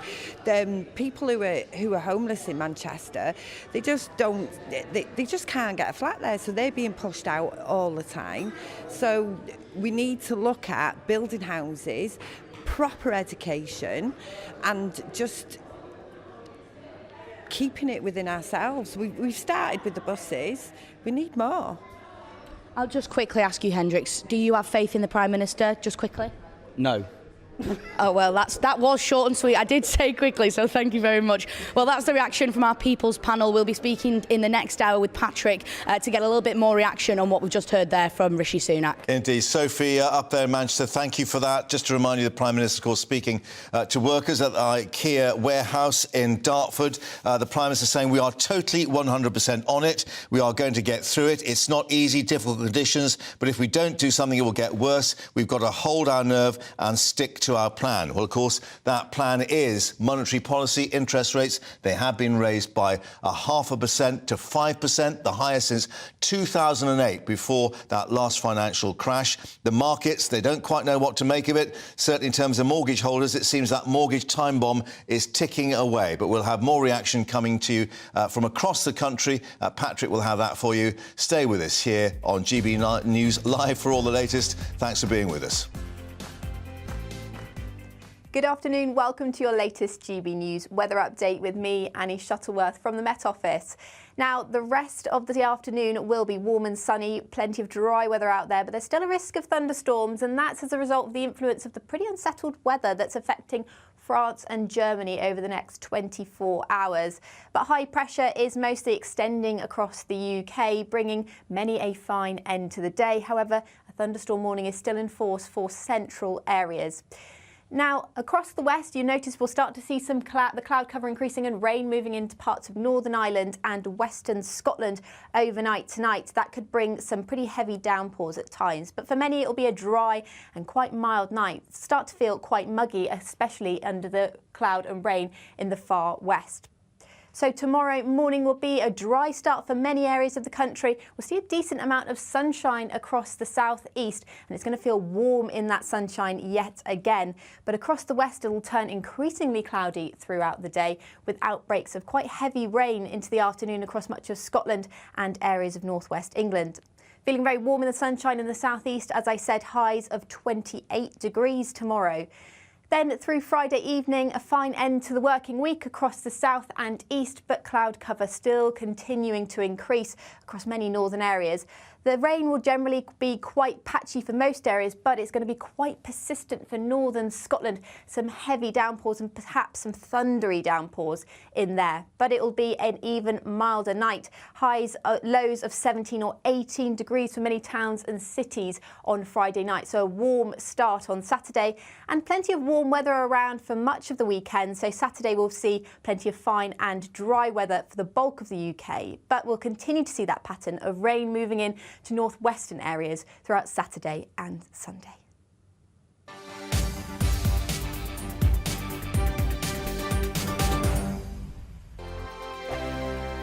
I joined GB News because I was sick and tired of not hearing my views being represented, not just mine, but so many people that I knew and spoke to. I just couldn't get my voice out there. I couldn't say anything, I couldn't do anything. Whatever the narrative was, I kind of had to follow it. GB News is there to provide a voice for those who have been ignored by the establishment media. We think different things, we've got a different style. GB News is here to be optimistic and positive about the future. It's real kind of dynamic and flowing, with the audience very much at the heart of it, like a big family. Here at GB News, we talk about the things that matter to you. Hearing the voices from right across our towns and cities, especially our towns. all sides of the argument represented with a heavy dose of opinion. We're on a mission here to make a difference. And the GB News family really is here for you, and whatever time of day you can watch or listen. Britain's watching. Britain's watching. We're proud to be GB News. The People's Channel. Britain's news channel. Monday to Thursday, 9 p.m. till 11 p.m. Join me, Dan Wootton. I'll bring you the sharpest takes and hottest debates. Do you not believe in prison? I don't believe in prisons. I'm completely stunned. I guarantee you there'll be no spin, no bias, no censorship. I actually was personally quite offended by it. And no reason to go to bed. So I guess they've always been quite woke. That's Dan Wootton tonight on TV, radio and online. Monday to Thursday from 9 p.m. till 11 p.m. on GB News. The People's Channel, Britain's news channel. You've probably seen politicians interviewed 1,000 times, but we do it differently. We find out who they really are, we don't shout, we chat, and hopefully we bring a bit of light, not just heat. Did you know Kate Moss? Apparently. Do you have a pair of jeans or a pair of jeans? No, of course I don't. What would I do with them? My friends are like, oh my God, what's she doing now? Join me every Sunday at 6 for Gloria Meets, only on GB News, the People's Channel, Britain's news channel. Weeknights on GB News from 6 p.m. You'll always get drama. Please stop, Michelle. I know, yeah. Please stop. Should I just shut up? Romance. You like me, I like you. There you go. There you are. Well, don't tell anybody. Adventure. Etc. That's the whole point. And action. Sergeant, read my superstar panel. They're already at it. They're fighting. It's going to be quite a show. Only on GB News. Britain's watching. In a world of dull and predictable radio and TV shows. Oh, hi. On Mark Dolan tonight, we've got big guests. We drill into the big stories of the day. The show adds up to a brilliant listening and viewing experience. Mark Dolan Tonight is the most entertaining current affairs show ever, and that's a fact. That's Mark Dolan Tonight, Friday, Saturday and Sunday from 9. Only on GB News, Britain's news channel.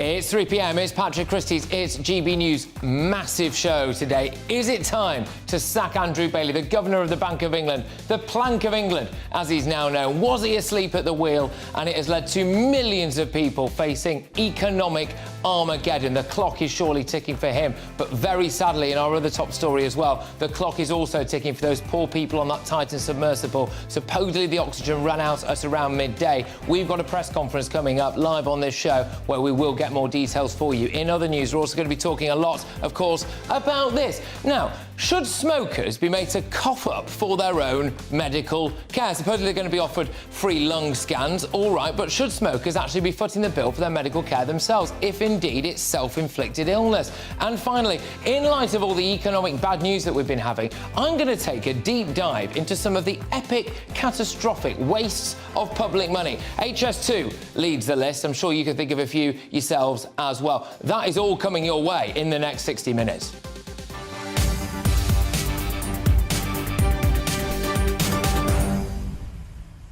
Yeah, we're all over it today. GBviews at gbnews.com. Get those emails coming in. Do you think it's time to sack the Governor of the Bank of England? But now it's your headlines.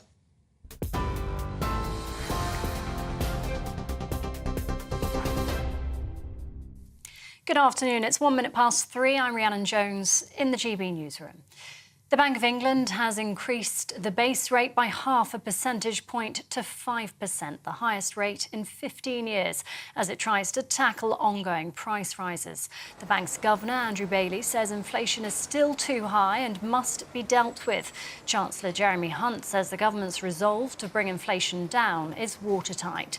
It's the 13th time in a row the bank has increased the interest rate. Shadow Chancellor Rachel Reeves says the government has lost control of the economy. Today's an incredibly worrying time for many families right across the country who are concerned about what happens when they